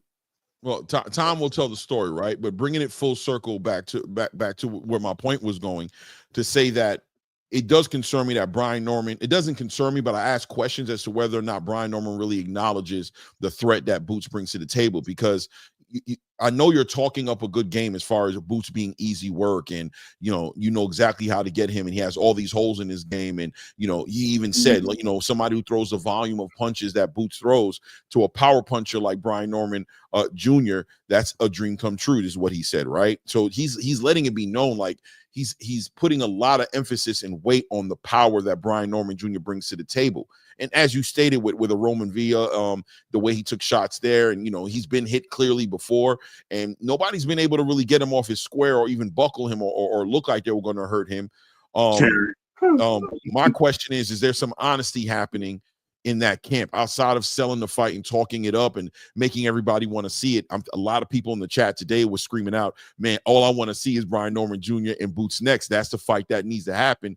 I'm all for selling the fight, but at the same time, as far as honesty and being true to yourself and how you're training and getting ready for this fight, you come into this fight just looking to land that power shot. Well, listen, man, get on the line. Stanionis thought he was going to get an opportunity to do that. A lot of fighters walked in there, thought they were going to get an opportunity to do that, like Roman Villa. And what do? They get walked in. Like Boots said, if you come in with that game plan, well, you're going to run into a rock. Right? You're going to run into something, because one thing Boots showed he had the ability to do is set up shots, take his time, and he walked Stanionis into his demise and took advantage of what Stanionis put on the table. So you're either going to be very reserved, right, and allow Boots to let off combinations and do like Stanionis, catching shots off your gloves, taking shots to the body, think you can weather the storm, trying to time out when to let your hands go in the midst of Boots Ennis letting his hands go, which we'll see how that looks. Or you're going to have to get some sort of offense and some sort of pressure on Boots Ennis to kind of try to smother that offense, because that athleticism and those combinations and that volume punching that he does that because he's allowed to do it, because fighters become paralyzed. They become paralyzed from the offense, right? And they just become into like, I'm sitting there taking these shots, but he's able to come around that defense and catch you with shots to the ribs and to the body, and catch you with hooks around that high guard, and catch you with uppercuts in the middle of that high guard. He knows how to operate in that scenario. So I wonder if he's really truly taking into consideration who Boots really is. Does he still think that Boots Ennis is what he saw against David Avenesian and Karen? What did he see? Boots was before that, because before those fights with Karen, before the fights with David Avenesian, I didn't hear Brian Norman speaking that way. A lot of this talk has come off the back end of what some people would consider Boots Ennis's worst fights. Right? Worst fights, right? But they're not. They're just talented fighters that we never seen in the States. The problem is these guys were both ranked in the top 10. Why are we dismissing that they're ranked high? Why are we dismissing that they fought championship fights and they haven't lost until they lost to Terrence Crawford and they lost to Boots? They haven't lost to anybody else. We too busy looking at everything else that we see stateside, and we forget about that whole other side of the world that's called the globe that we forget, right? Let me tell you something. if Brian Norman, in my opinion, really felt that he was better than Boots, you know what I would have did? I would have went and pulled one of them two in the ring. I would be like, look, let me show you I'm better. Let me get in there and let me fight Karen Kajan and tell you how it's done. Let me show you how it's done. Let me show you how to knock him out. You know why he didn't do it? Because that dude would put the herky-jerky, flash, Loma moves at welterweight on Brian Norman and probably KO him. I'm keeping it a buck. A lot of people sleep on Karen Kukajan. Karen Kukajan is an Olympic fighter. He is a European champion. That guy was ranked number 5. He's actually ranked number 5 again in the top 10 of the WBO. Which who owns the WBO again? Oh, Brian Norman. Oh, let's talk about it. So why did he call him out? Why is he going to fight Jin Sasaki, who was a much easier fight? You know why? Because when somebody got good foot movement and good flexibility in their defense, and they can still pop you on different angles, and you're not used to that, because we see what happened when you fought somebody that was like that, right? Not only 2 fights ago and with Brian Norman, and he got sat on his pockets. So I don't want to hear none of this until I see somebody with a mutual opponent and they get in the ring together, Clay. They just whistling to their own tune, bro. You know what I mean? Like I said, it's one thing to talk it up and sell the fight, but it's another thing to drink your own Kool-Aid and believe in your own hype. We'll find out if they ever do get in the ring with each other by the respect he shows the opponent. Hold it down 1 second for me, brother. I got you. Yeah, matter of fact, let me just shout out some people that came in the building. We got Teach, BBO, Boxing, the Cardigans in the building. Shout out to Albert Rael. We got the Butcher in the building. Let me just shout y'all out real quick. Justin Watson, we already shouted you out. Rick Timms, my homie, Big Broham in the building. Ain't working that late night in that black suit this weekend, I guess. But that's my brother, Rick Timms. Robert Chandler in the building. You know what I mean? Miss Rain, the queen in the building. I don't have the horns to hit. That's for Clay to do. Beth and Anil in the building. And I think we got everybody. Oh, Fire Frequency in the building, my brother. We know he here, as usual. Yeah. We got so much more to talk about. I got a technician coming here that I'm about to let in to work on something for me. But yeah, man. Brian Norman, I love it. Sell the fight, build the value up in your son, prepare accordingly. Like I told him the other night, respect for what he's doing with his son, respect for the movement he's making. I think that's a great fight to make happen. But one thing's for sure, 2 things for certain. Yesterday's price cannot be today's price. Well, it can be. Like I said to him, right? I said, listen, in the beginning when the first fight came up, I told him, you painted a picture which I can understand where you're coming from, where you were really doing Boots the favor, right? You didn't need to make that fight happen. Your son just became champion, was elevated to a champion, didn't even defend his title yet. You said he was 23 years old. He had his whole future in front of him. No pressure on him to leave 147. All those things made sense. Oh, you already had a fight. Top Rank had a game plan for you. Derek Cuevas was already in the mix, already had a fight for you coming up at that time. And, you know, you were going to change a whole lot of the game plan and strategy that you guys were approaching with Brian Norman Jr.'s career, and you were going to give Boots the opportunity to become a unified champion. I'm okay with that, right? But now you're talking it up. Now you're selling the fight. Now you're saying what you can do, what you will do. Now he's a unified champion and he's a lineal champion, so he brings even more to the table than he brought before. This is an opportunity, and he agreed. He said this is no longer an opportunity he's giving Boots. This is an opportunity for his son.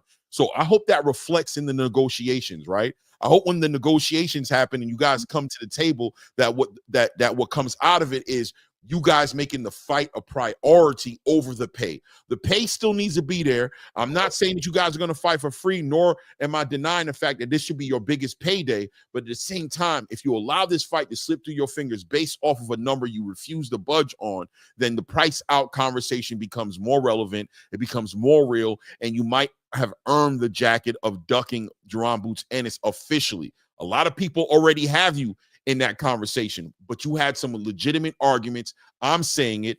There were arguments there that made sense to me as far as why you were so disciplined and I don't want to say petty, but you were adamant about this payday looking a certain way for your son because you were getting derailed from a game plan you have from your son at one point, and you were like, listen, the price of derailing me, of doing something that we didn't even plan on doing, is a high price. Going into your backyard in your city, risking my son losing a title he hasn't even had an opportunity to officially defend yet because he got elevated. I'm taking all these risks. But look, things have changed. You've become you're an elevated champion, but you defended your title against Cuevas. You stopped him, right? You're holding a belt. Boots now has a lineal title and a WBA title. A lot on the line for you. I hope that reflects in the negotiation and it makes sense to the point to where, more importantly, from a fan of boxing, it makes a fight, right? I want to see the fight get made, and it's going to take two to make it happen. And it's probably going to take you putting your foot down, as well as Bob Arum, I'm sure, is aware of the risk. So, it's going to be that Errol Spence, Terrence Crawford situation. It's going to be, nah, man, I want this fight to happen. Nah, what do we need to do? Let's do whatever it is that we need to do to make the fight happen. You know what I mean? And I think that's what the argument's going to be. In order to make this fight happen, it's going to have to come from, and I think Eddie Hearn communicated as well, right? He said, listen, man, don't price yourself out. Be realistic, right? Let's be realistic. You know what I mean? The other person moving the needle and continue to move it, as soon as he knocks on the door, I'm going to move and let you hold it down for a second while I court send him in the part of the house I need him to be in. But Mario Barrios, still being that oddball, right? Still being this champion in the welterweight division, but he's never in the conversations we want him to be in, right?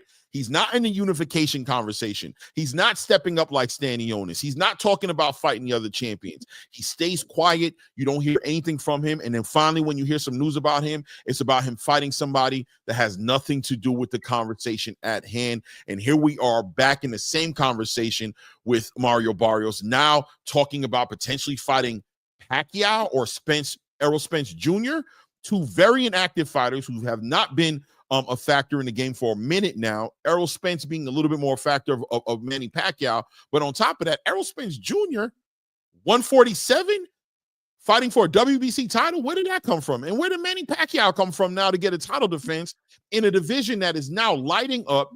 You've got Jaron Boots Ennis shaking up right now as a unified champion. Why does it seem as if the PBC is doing everything they can to keep this guy out of the big conversation?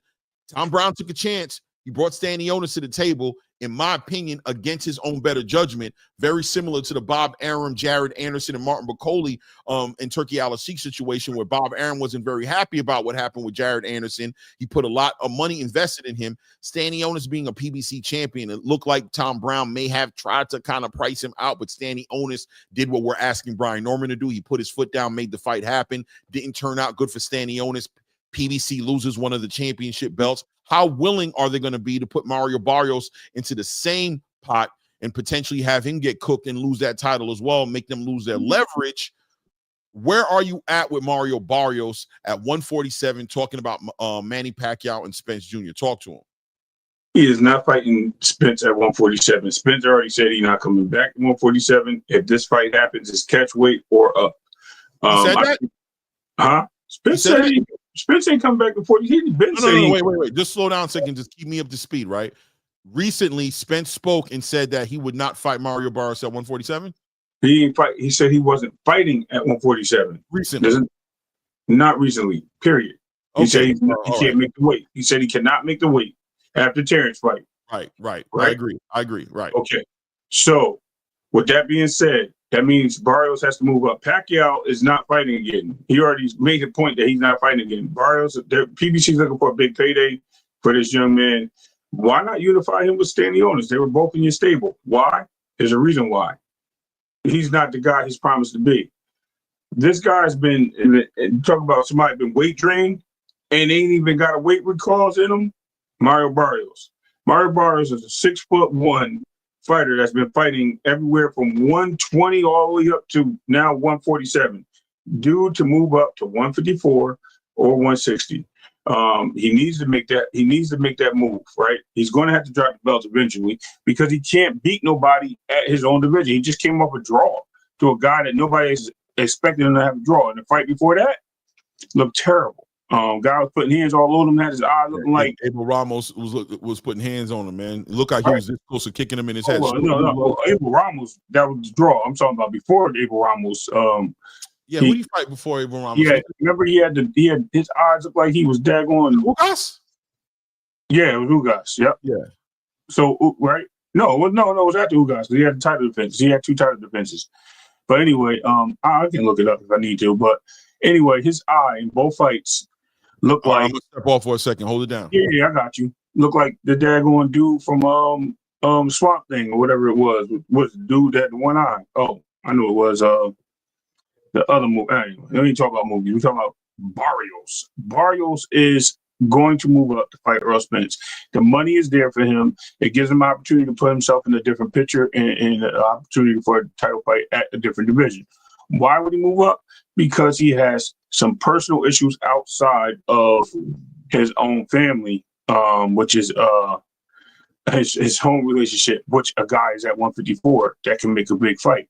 Also, a family member outside of 147 that has a WBC title. There's a lot of things that are actually moving into. Thank you, Chocolate Avenger. That's what I was thinking. Thank you, Ross Clark. But a lot of these things, I'm telling you, man, this guy's he's disappearing at. He don't want no static. First of all, he ran from a lot of people at 140 and moved up because he said he couldn't make weight, but yet he lost to a smaller fighter. He never took on the fight to fight dude for the WBA title, right, when he had it. He avoided Regis. So this dude's never been forced to fight anybody that he needed to fight. He's always taken on these fights. He's never fought a contender besides Ugas when he won the title. Just a joke to me. And he needs to show and prove at the end of the day. Is he the bigger name in the divisions? Yes, because he has Tank's name attached to him. He is the bigger name. He has Keith Thurman's name attached to him. He is the bigger name. But at the end of the day, he ain't fighting Boots. I'd be doubted if he fights Teofimo Lopez. Even if Teofimo lost, he ain't doing it. But he holding the belt. He holding up the belt, right? So he holding up that belt. He gonna move up, and we'll see what happens. That belt's going to go to Devin or, like I said, or Ramirez or somebody else down the line for a fight. That's not going to be there for long. He's moving up. Texas fight. Got my boy Errol Barrios fighting. I think that's the fight we're going to see, Clay. 154. Or maybe a catchweight. He's dropping the belt. Mario Barrios, I completely haven't been here, so I'm going to just kind of jump in. As far as him being the oddball out, it makes a difference to me. The big thing is staying inside the conversation of Jaron Boots Ennis. He doesn't seem like he's going to be available to make these fights happen, either with Brian Norman or Jaron Boots Ennis. He's either going to vacate or go up to 154, or he's going to continue to hold the division up, fighting fights. Outside of him being pressed on some mandatory level, which we know champions aren't able to go ahead and exercise mandatory conversations, he seems to be the oddball out. I don't know what's going on with this guy. Moving the needle on to obviously Errol Spence Jr. rumored to return to 147 pounds. I don't know where the rumors are coming from. Where there's smoke at time, there is fire. I think it would be diabolical to see Errol Spence Jr. back at 147, knowing that he made the speech, like you said earlier, about him not coming back to 147 pounds and obviously not making the rematch happen with Terrence Crawford at 147 or 154. I don't know what's going on. When it comes to Errol Spence Jr. at this point, where are you with news on him? Things coming out about what he's going to do. I mean, it just seems like the boy who cried wolf, right? It's just like there's no more credibility behind any news around him coming out. Where are you at with Errol Spence at this point? Shout out to Errol Spence. I think Errol Spence doesn't want to take any tune-ups, as he said. So what better way to fight a two-division champion, even though one championship was a title holder from Mario Barrios, and fight him at 154 moving up.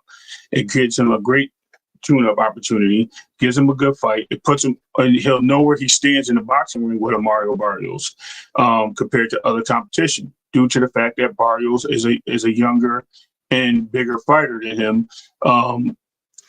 Obviously, I mean, height-wise, it'll put him in a good stature. Fighting anybody else, I think Errol Spence has to weigh his options. I think the money ain't right. I think the money's right because Errol fights for money. Also, you know what I mean? I think the money's right fighting in Dallas. Mario Barrios, who's also a Texan. It brings a lot of people out to the arena. Him fighting Barrios there. Him moving up to 160, which he did mention recently, like, you know what I mean? He might have his next fight at 60. That could be a possibility as well. I think they're weighing their options to see how this goes. Errol is rumored to have a trainer in place, and he is working with, I don't know if it's still Bredman or someone else, but I think he finally got cleared from his doctors. And we heard earlier this year that we're going to see the Charlo brothers and Errol Spence return this summer. So with that being said, I think this is the fight we get. I think this is what PBC wants. I think this is a big return for Errol Spence. I don't know if it's pay-per-view worthy, but Errol is a pay-per-view star. So we will see how this goes, and we'll see where it takes us. Yeah, pay-per-view star, all those things are subjective. We got to see what he pulls in. I think that there's a big anticipation of his return. I think his fan base is solid, and they want to see him return. The right fight makes sense. Mario Barrios is a 147-pound champion. If he does fight Mario Barrios, is Mario Barrios going to go up to 154 temporarily to make this fight happen with him, or is he going to vacate that WBC title and leave it?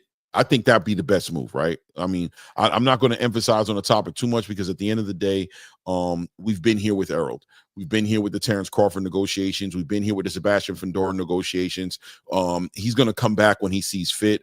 But, you know, these rumors keep coming in, circulating. As far as the Manny Pacquiao part of the conversation, I don't even understand that one, right? I understand the payday. I get it and everything like that. But once again, this guy right here seems to always find a way to be the oddball in the conversation. And PBC is moving him in a way that I'll be quite frank with you. At times, it's frustrating for me at this point. It's definitely a frustrating thing to see them moving him like that, right? It is what it is, right? So look, 147 pounds. People talking about the future. I think the future looks bright. We had some great fights. Francisco Rodriguez being one of those guys really showed out on that card. Obviously, we got the addition of Ryan Garcia. We've got Tiger Johnson in the division. Shout out to Mir Smalls, was looking excellent on that undercard. Stopped his opponent inside the first round. You got David Whitmer, the body snatcher out of DC, doing great things at 147. Rookies, but still coming up. Obviously, the addition of Devin Haney to the division. You got Keon Davis, Keon Davis's younger brother, who's doing great things at 147. Still prospects, but this is the future of the division, right? Teofimo Lopez talking about making a move up to 147 pounds as well. I mean, look, at the end of the day, a division that's constantly evolving and talent being put in the division. Where is your outlook right now at this point for 147 pounds? Optimistic, not optimistic, dead, getting excited? Where are you at with 147 pounds as you're watching all these additions and things moving in the division? As Rome burned to ashes, it will rise again, right? The Phoenix will rise. Hold on, not to interrupt you again. My apologies. Listen, we got like 57, 60 people. Y'all don't know how many people in here, but please remember to hit the like button, guys. Take an opportunity and chance to help the channel out. Let's make sure we stay in the right spot in the algorithm. Get those likes up. If this is your first time tapping into the content, take an opportunity as well to subscribe to the channel. I appreciate all the support. Thanks again, man. Go ahead, Ray. My bad. No, I was saying, when Rome burnt down, right, you had the Phoenix rise. So this division has been a glamour division for as long as we've known in boxing. It's been considered one of the best middleweight divisions in all of boxing for quite some time. Welterweight division has always been challenged with talent. And what I mean by that is it's been a pool. You know what I mean? Just like 154 looks right now. It's been double, triple that. You know what I mean? No matter what corner you turn, there was a fight to be made, and each fight was fun to make. I think we're getting back to that. I think we're putting in some names, and we're putting in some boxers. We're putting in some challenges. We're putting in people that will allow this division to get respected again. Even if Boots jumps up, Brian Norman being a champion or whatever the case may be, Barrios. This WBA situation, if Pooch moves, it goes into vacancy, and whoever wins that Rolly Ryan fight may become the champ. There's so many moving targets. As far as the young talent coming up, they have to be proven. You know what I mean? We know how it works. You know what I mean? You got to go through the trenches to get to the goal. I would like to see them all battle it out. I would like to see this division turn into 154, a strong, powerful, young, strong division, right? Coming in there, having these guys look to fight, face the champions, and the champions proving themselves to be champions as they are. All this makes sense. It's promised that this will be the best division in boxing for a reason, and I think this is why it's the best. Always known as the best because everybody in the middleweight divisions always seem to meet at 147. And I think this is crazy that all these guys are here right now. And I think they're going to be making names for themselves one way or another. No doubt, man. We'll keep an eye on it, as I normally say, and we'll bring light to it as it develops. Let's continue to move on, man. Next topic on hand, Raymond Ford, man, at 130 pounds, looking great Saturday night. Got a couple of boos. I think that had a lot more to do with Thomas Matisse's role in the fight. He was keeping his hands kind of like in his pockets. But I think that was just respect to Raymond Ford's power translating at 130 pounds and the damage he was able to do, hurting Thomas Matisse early in that first round, clipping him very early. Explosive, man, looking real healthy, looking strong, fast, IQ on point. I mean, standing behind that jab. Where are you right now at this point on the Raymond Ford topic as far as 130 pounds is considered for somebody who's only holding a WBA silver or international belt? I don't know what belt it is that he's holding, or intercontinental, whatever the hell that WBA title is that he's holding. But look, bottom line is, where are you in the stock of Raymond Ford right now as far as the 130 pound division is concerned? Scary but dangerous. Raymond Ford is dangerous, right? Because scary is dangerous at times. Well, not one for the other. Yeah. So what I'm saying is, yes, in so many words, right? He looked like a young Errol Spence in the ring. The way he fought this guy Matisse was really good. Stood there. He used his speed. He used a high guard. He stayed in front of him. He back foot. He went forward. He slipped and pivoted a lot. Caught shots. Great fighting. What I've seen with Raymond Ford is a little stiffness in this fight, particular. It wasn't like he was fighting Nick Ball, always a little bit more elusive and showed some a little different skill set. I just think he fought a bigger fighter. I think a guy who rehydrated probably to 160 was in the ring with him, and he did what he had to do. So he was being very cautious at the same time. Raymond Ford, the way he looked in this fight wasn't bad, but how does he look with the champions in the division in that style? It all depends. I don't think it looks great. I think that's the dangerous part, that can catch him in bad situations where he may get hit too much. And if he goes a distance with one of the champions currently, the way he fought against Matisse, he might be wearing another L in that jacket. But other than that, spectacular fight. Bro, did everything he was supposed to do. Very skillful. Very dominant in this fight.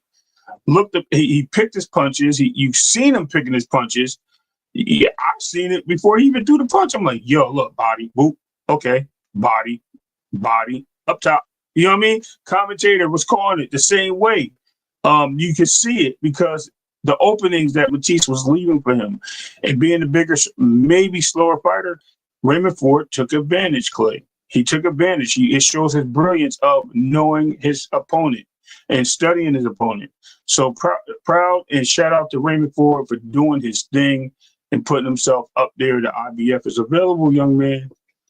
Yeah. Get yourself in line. Well, that's the next thing in line, right? So shout out to Pounder Northwest. Salute, King. Hope you remember to hit the like button if you haven't subscribed to the channel. Take an opportunity to please go ahead and do that. Look, Pounder, I'm with you on this little point you're making here. That's why I got it up here.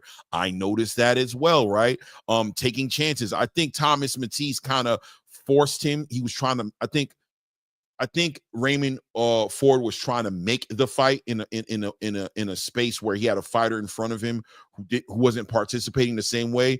He was applying the pressure, staying in that high guard, walking Raymond Ford down at times, wasn't letting his hands go. So, and also a bigger fighter, taller fighter, like Ray mentioned earlier. Yeah, I saw that. I saw Raymond Ford taking those opportunities to jump and take those shots, right? But we've seen Sean Porter deal with that. We've seen a lot of fighters kind of deal with that kind of energy and make it happen. Regardless of however we want to look at it, a lot of those times when he jumped forward, it was successful. He was letting out 2, 3 punch combinations, 4 punch combinations that time, ending it to the body. He looked clean. So I understand where you're coming from when you said he was jumping and leaving his feet and close the distance.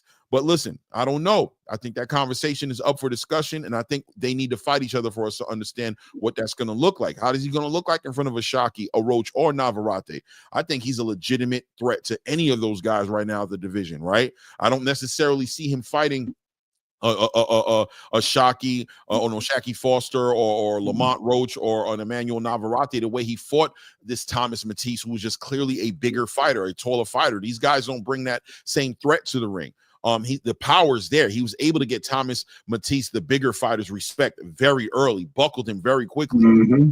He's a different animal at 130 right now, without a doubt, in my opinion. He just is. What he was at 126, he is he's an evolved fighter that was he's an evolved fighter. He's a fighter who's getting better, who's still very young, and I'm loving what I'm seeing. I think the future is bright for him. I can see him unifying at 130, being undisputed. I'm not going to go all the way there yet, but listen, man, I like everything I saw. I like what I saw in his last fight with Orlando Gonzalez, and I'm loving what I've seen with him last night with Thomas Matisse. But what's next up for Raymond Ford?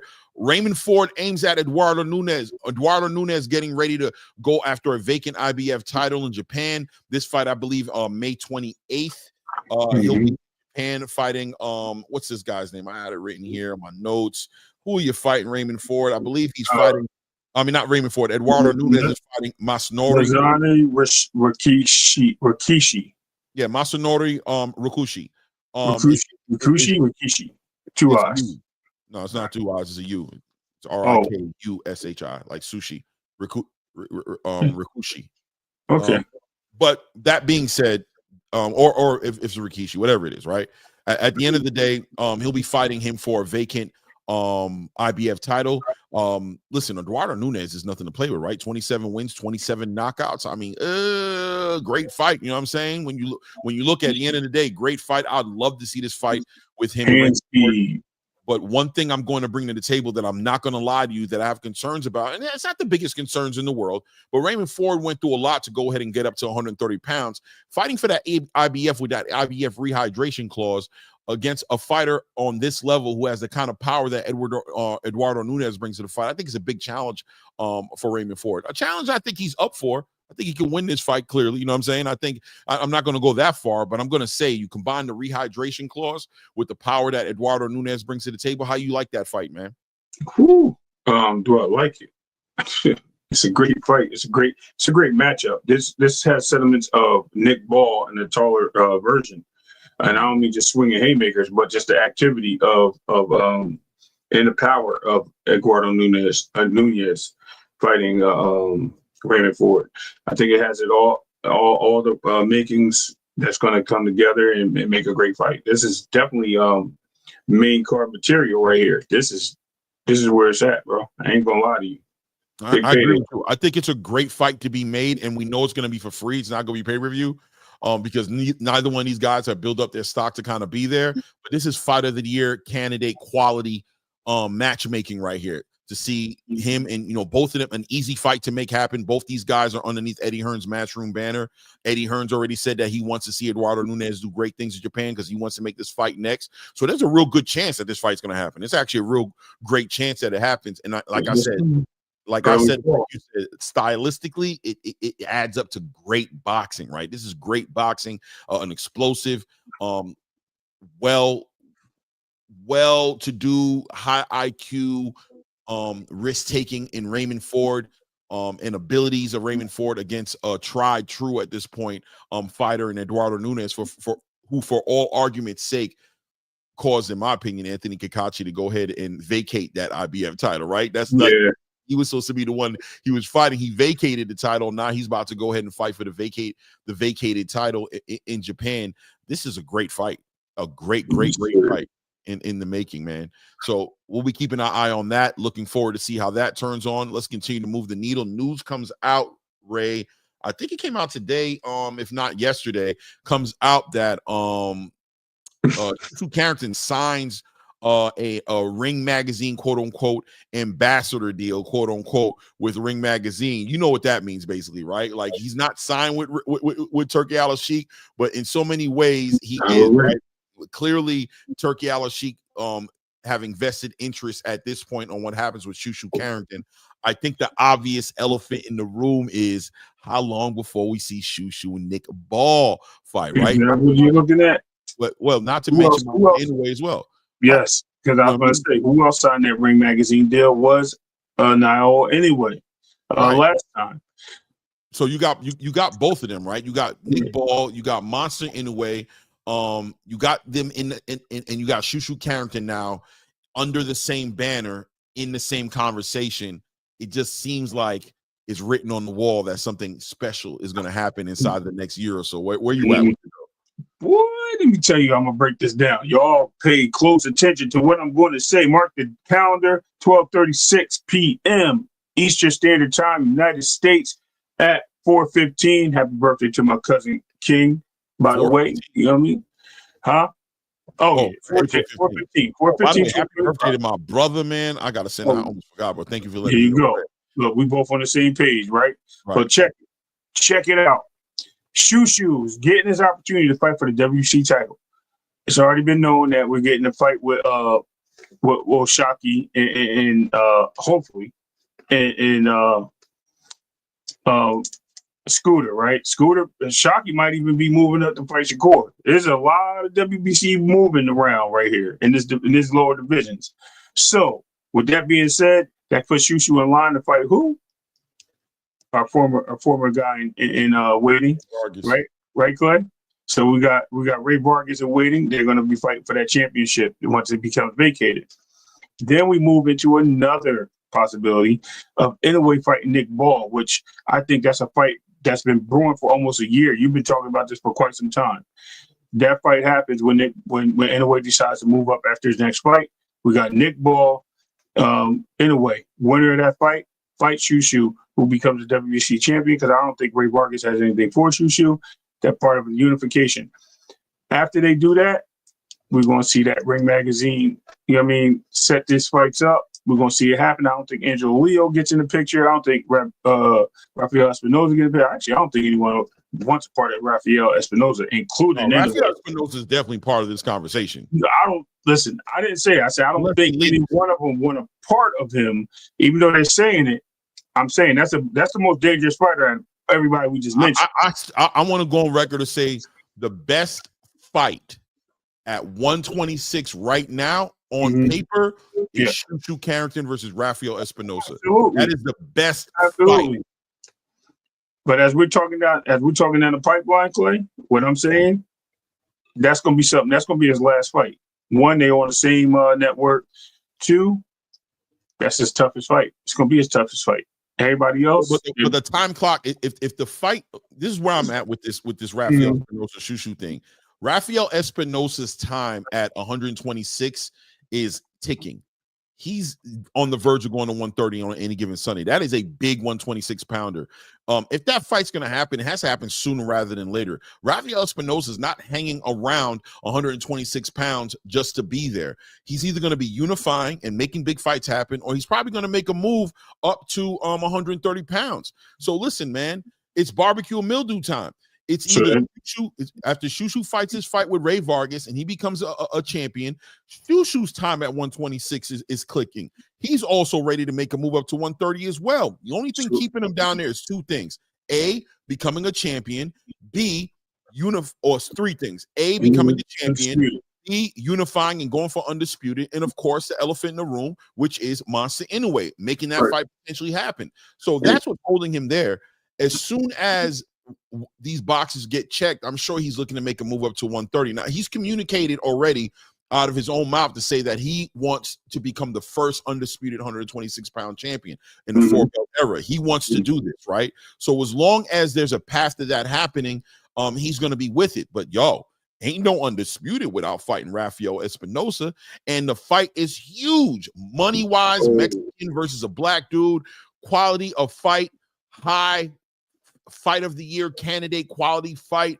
Rafael Espinosa's offense, Shushu's dog and IQ, man, great fight to be made. I'm be honest with you. I want to go on record to say I think that fight gets made sooner rather than later. Dare I say he may even fight Rafael Espinosa before Monster Inoue even makes his presence felt that way. This gonna make you say what?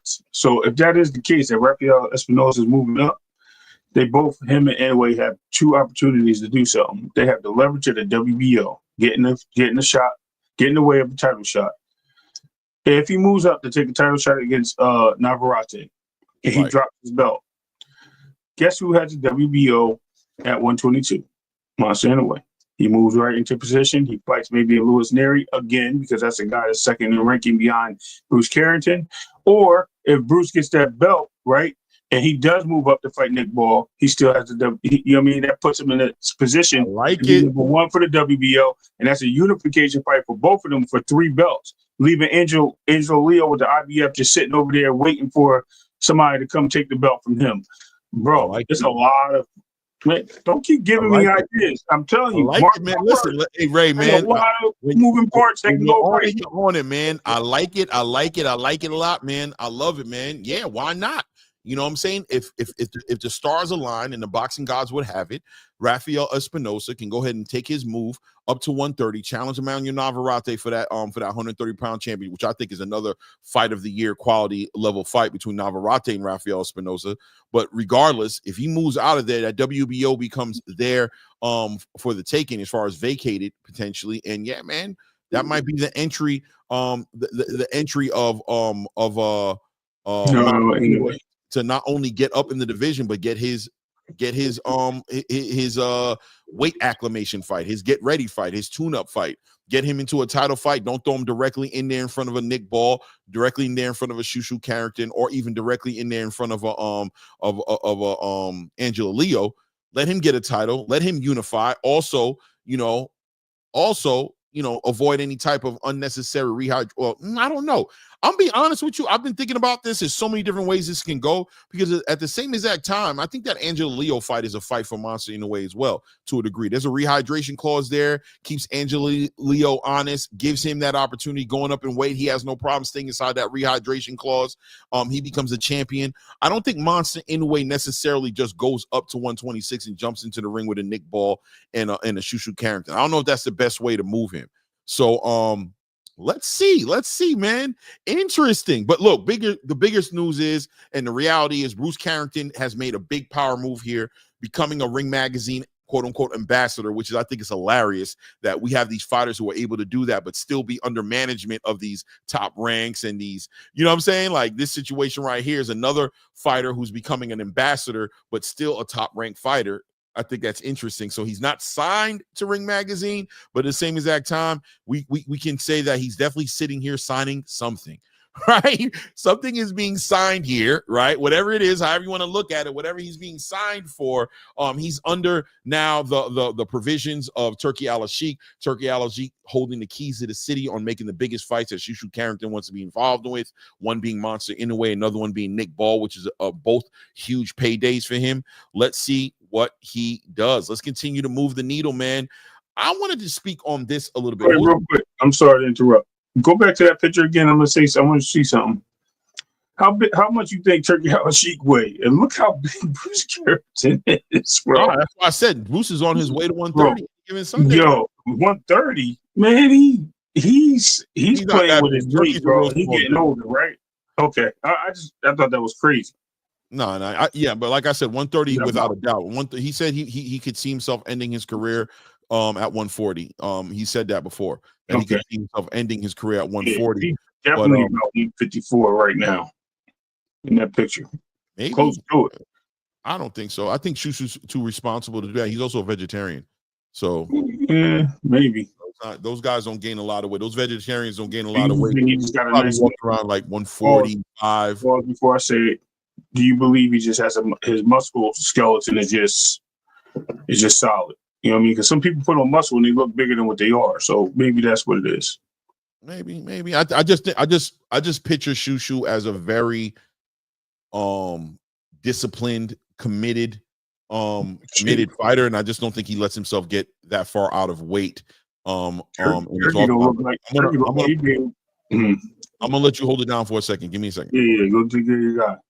Yeah, Turkey looked like he weighed all a bit of 160 in that photo, and Shushu looked like he was bigger than him. But anyway, all these things is crazy. Let's see what's going on in the chat. The chat is wild as today. Okay, yeah, I've been seeing some crazy things going on. 2 Cents getting it in with AJ and AJ. What's up, True? My boy Jose, I did a nice shape up. You know, I usually let you do it, but I had to take care of myself this weekend. Pause with the cutting, bro. But you was at the fight. Jose was at the fight. I was supposed to go with him, and he was telling me it was lit down there. Yeah, I had to work. But listen, at the end of the day, man, listen, y'all getting it in the chat right now. I don't know what's going on, but it's crazy. It looked like it's a war going on out there. But shout out to everybody in the chat, man. Keep the activity up. Make sure y'all smash the like button. If you just got in, if you haven't subscribed, please subscribe to the channel. And don't be afraid to leave a little color in the chat. Support the channel so we can bring bigger and better things to you, such as Clay's Corner, a.k.a. Ray's Network coming up soon. We will be doing something on our own eventually. So, but we'll be connected to the channel, of course, because we are ATP. And that's what we do. You know what I mean? We bring it in and we hold it down. For real.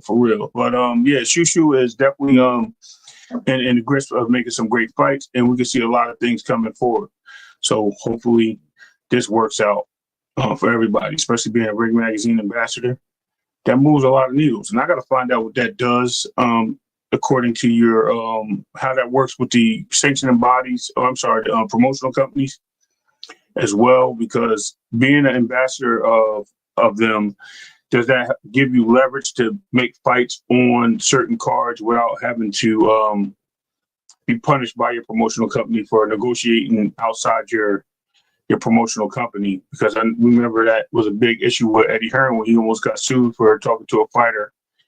I believe it was PBC before the contract was up and forcing his way into there to make a fight without the approval of the promotional company. So I wonder if this ambassador thing plays a big part, and there is some allowance to allow that to happen, and the promotional company gets involved to get a little piece of the pie and it moves forward. Because this is going to change boxing, guys. I'm telling you, this makes a lot of sense. Now let's see what's going on. Ross Cloud, yeah, I saw what you were saying. Thought that was at least 190. None of these were involved in the negotiations. None of these were first had. I don't know what y'all talking about. Y'all on some whole different conversation. I'm gonna leave that there. All right. Back to Clay's Corner. I keep saying Clay's Corner. ATB Media Combat, right? Well, I'm sorry, Combat Media. Excuse my corrections there. Anybody have any anything to mention in the chat real quick that you want to talk about real quick? Because I know Clay's gonna move the needle, and I want to catch anybody. One of the last topics that we talked about. Anybody want to bring anything up? Brian Norman got 3,000. Listen, man, you gotta find a way to kick these boxers while they down, man. Bivol fighting close to his weight. Yeah. That makes sense. Okay. I stopped eating meat back in 2007. Yeah, Rick Timms, I understand. Yeah. So, but you do, so your weight holds better than you saying Rick Timms, right? When you become a vegetarian or a vegan. I can't wait to see Norman versus Ennis. Okay. We just talked about that too, Jose. Like, we literally was talking about that. They don't respect the fighters at all. They don't. Listen, a lot of these people, I'll keep it a buck with you. it's like you gotta respect boxing first. That's the sport, right? But you got, let's just say like we treat each fighter as a team in the NFL. Have your favorite team, but respect the game because the game has all the rules and everything that comes with it. But then as you root for your fighter, don't be disrespectful to the guy that he can take the title from. Yeah, you can sit there and talk your shit like, yo, yeah, my team is better than your team, or my fighter is better than your fighter. There's nothing wrong with that. But understand what that other fighter comes with. They come with a team too. They may not come with the biggest fans or whatever, but we gotta straight up give respect to respect's due. I just watched something on a lot of people was talking about, I ain't gonna tell you what channel it was, but they was like, yeah, Devin Haney gonna get killed, Teal gonna get killed by Boots. We don't know that. At the end of the day, they're all boxers. First of all, Ryan gonna get killed. Ryan got the quickest left hook we already seen, right? Let me ask you a question. We know Ryan punches hard and he had a quick left hook. If Boots stands there and does the things he does, and Ryan hits him with a solid left hook, a flash left hook that he don't see coming, and that's what knocks us out, right? Is the ones we don't see coming. What happens in that fight? Do we see, same thing with Brian Norman, you know what I mean? So we have to understand when these guys are given such great praise, but we're also not understanding that everybody else is a fighter too, man. And when you're in a ring, anything can go, anything can happen. All right, back to our scheduled program with Mr. Claymore Rain in the building. Salute, man. I hope you guys didn't miss me too much. Yeah, I'm terrible at this, Clay. I'm terrible at this, Clay. I did what I had to do, though. It was getting rocky in there. No doubt. You know what I mean? They in there throwing daggone Batistas and and spears at each other, bro. Like they in there going at it. Yeah, man. It is what it is. Multiple times in the chat right now. It's a rough game out here. It's a rough game, man. Yeah, so boy. Let's continue. Never leave. He said Ray was rambling, Clay. Never leave again. Don't do that to me again, Clay. That was too long. All right, so let's continue to move the needle. Bruce, great news. Ring Magazine ambassador. I love the title, the ambassador title. It somehow takes away from the fact that this guy's signed a new deal with a new promoter. But look, I anticipate seeing him on more Ring Magazine cards, clearly. And if he's fighting other Ring Magazine fighters, we know who's on the list. We don't need to go any further on that. Jose Benavidez Sr. did an interview with Fight Hype the other day. I thought it was interesting. And real quick, in and out, right? Like, at the end of the day, Jose Benavidez Sr. painting this picture that he was surprised at Bivol's decision. I'm gonna be honest, very disingenuous, right? Understanding and knowing that Bivol winning that fight against Beterbiev, that there'd be a trilogy, a rematch clause in there that was going to protect Beterbiev, to think that Beterbiev wouldn't cover his bottom line, knowing that he just gave Bivol a rematch, and knowing that the fight was so close last time, it came down to a very close people argued decision where a lot of people thought Bivol won that first fight. Why wouldn't Beterbiev protect himself and get a rematch clause put inside of that fight? So basically stating that the offer that was on the table for $8 million, he was shocked that Bivol walked away from that, and basically painting a picture as if Dimitri Bivol is ducking David Benavidez, choosing to duck him rather than fight him, being that he is the next in line. I thought that was super disingenuous. And not to mention the fact that he also shedded light on the idea of this $8 million quote unquote offer that was made for Dimitri Bivol to fight David Benavidez. Turns out that was the money in the whole purse, that Dimitri Bivol was only going to get a percentage of the $8 million, not the complete $8 million. So him sitting there and saying that, he was shocked at that. Where are you at with it as far as him being shocked at what Dimitri Bivol decided to do? Baloney. Listen, man. Sometimes we get tricked by the mirrors inside the amusement park. What do they call it? The funny room or whatever. Mm-hmm. You know what I mean? And we walk in there, one day we wide, then we tall, and you know what I mean? We got the bearded lady sitting there on the wall, and the guy lifting up 600,000 pounds on the, you know what I mean? So we got the world's strongest man. There's a situation where we know Benavidez and who he is, right? He said he beat up Bivol in sparring. But yet, you have 2 interim titles with an opportunity to make a third and waiting for a fight you knew was going to be a trilogy. You literally said it yourself. You're playing these games, and I'm listening to Dad, not Junior. I'm sorry, not the Junior, but listen to Dad, because I think Junior said something too. And we're listening to Samuel, whatever his name is. Samson Legowitz. Samson, thank you. We're listening to them, and they're giving a whole different perspective from what we heard from, I would say Jose, Benavidez, right? David. So now we get to we starting to get little pieces of puzzle. We're starting to see why the channel moved. I think Benavidez put his foot down because he wanted the Morrell fight, because he wanted to make a big name, and he got the big name out the way. Caught him while he was fresh in the game. I mean, ain't nothing wrong with that, right? I got experience. This guy doesn't. Let me get in there and get him out the way before he gets dangerous. It happens all the time. Actually, a lot of people should take notice and do that.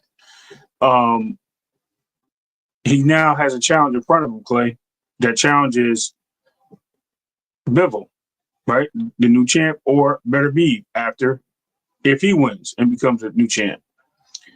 Now we're here where he doesn't want that fight. He wants that fight first, and he doesn't want to wait for this, and he doesn't want to do that.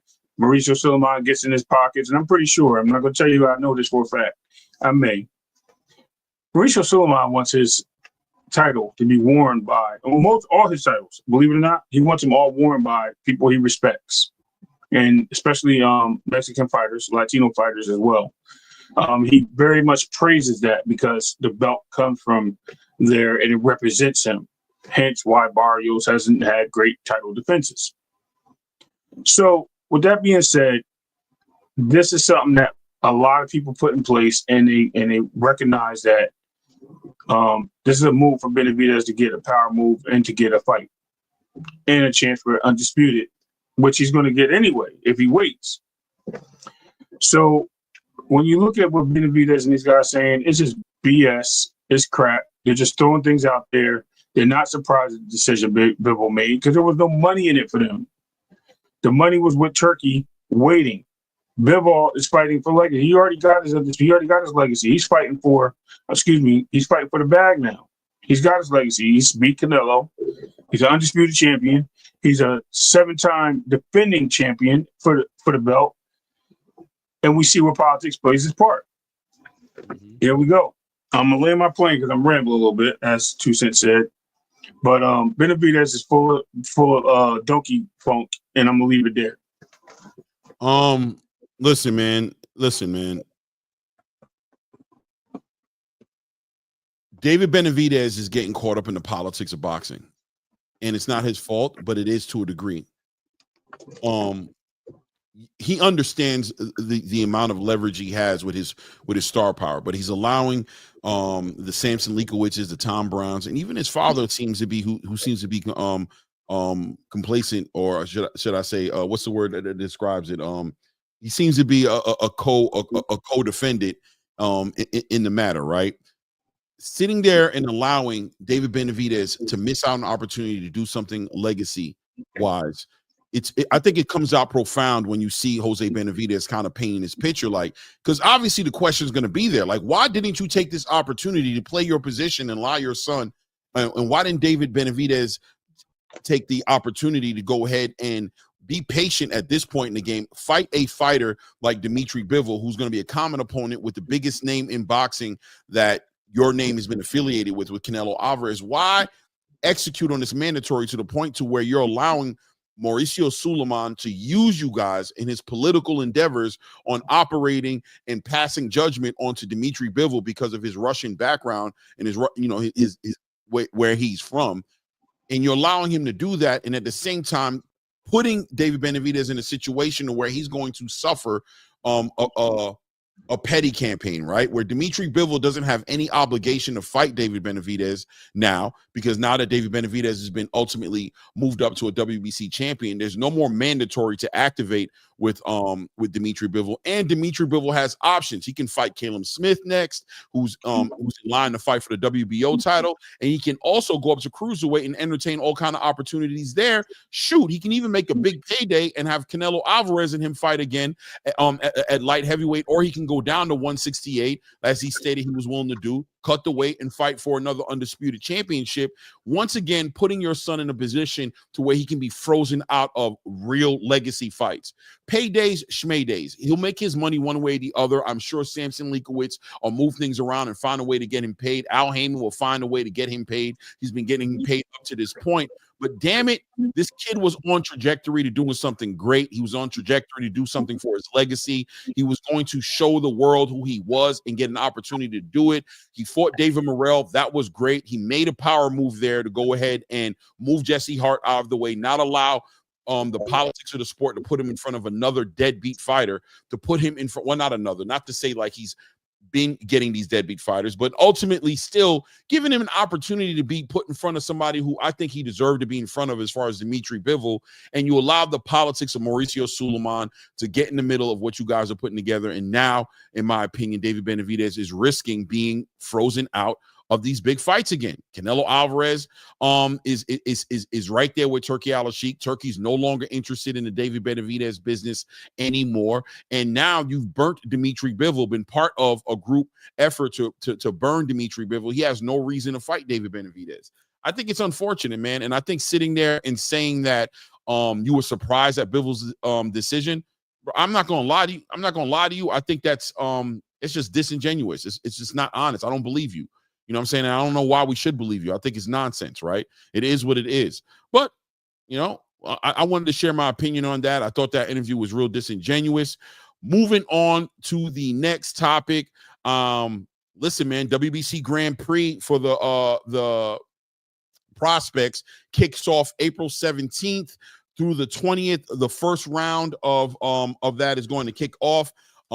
I can't wait for it to happen. I actually thought that this might be in danger a little bit, being that it did look like Mauricio Sulaiman and Turki Al-Sheikh were kind of at odds.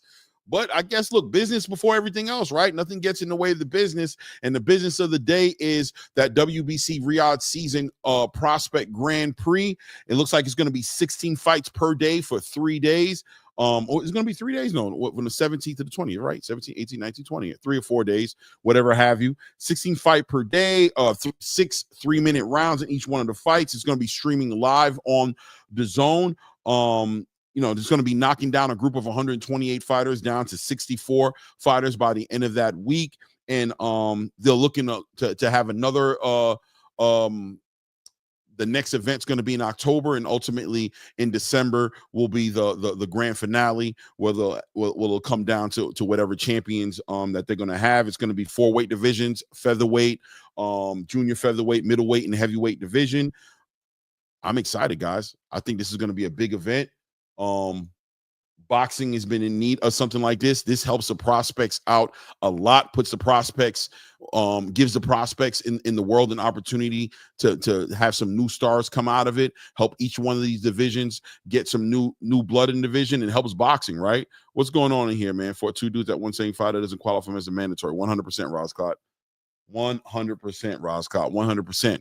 So the Grand Prix will be kicking off April 17th on my birthday. Salute to the king. You know what I'm saying? I'm going to be, you know what I'm saying, up in age 1 more year on April 17th. Also, Bruce Carrington's birthday. It'll be kicking off. So looking forward to see that happen. I actually got a funny idea about how Bruce Carrington is probably going to be part of that. It's going to be his birthday, but it is what it is, right? Let's continue to move the needle.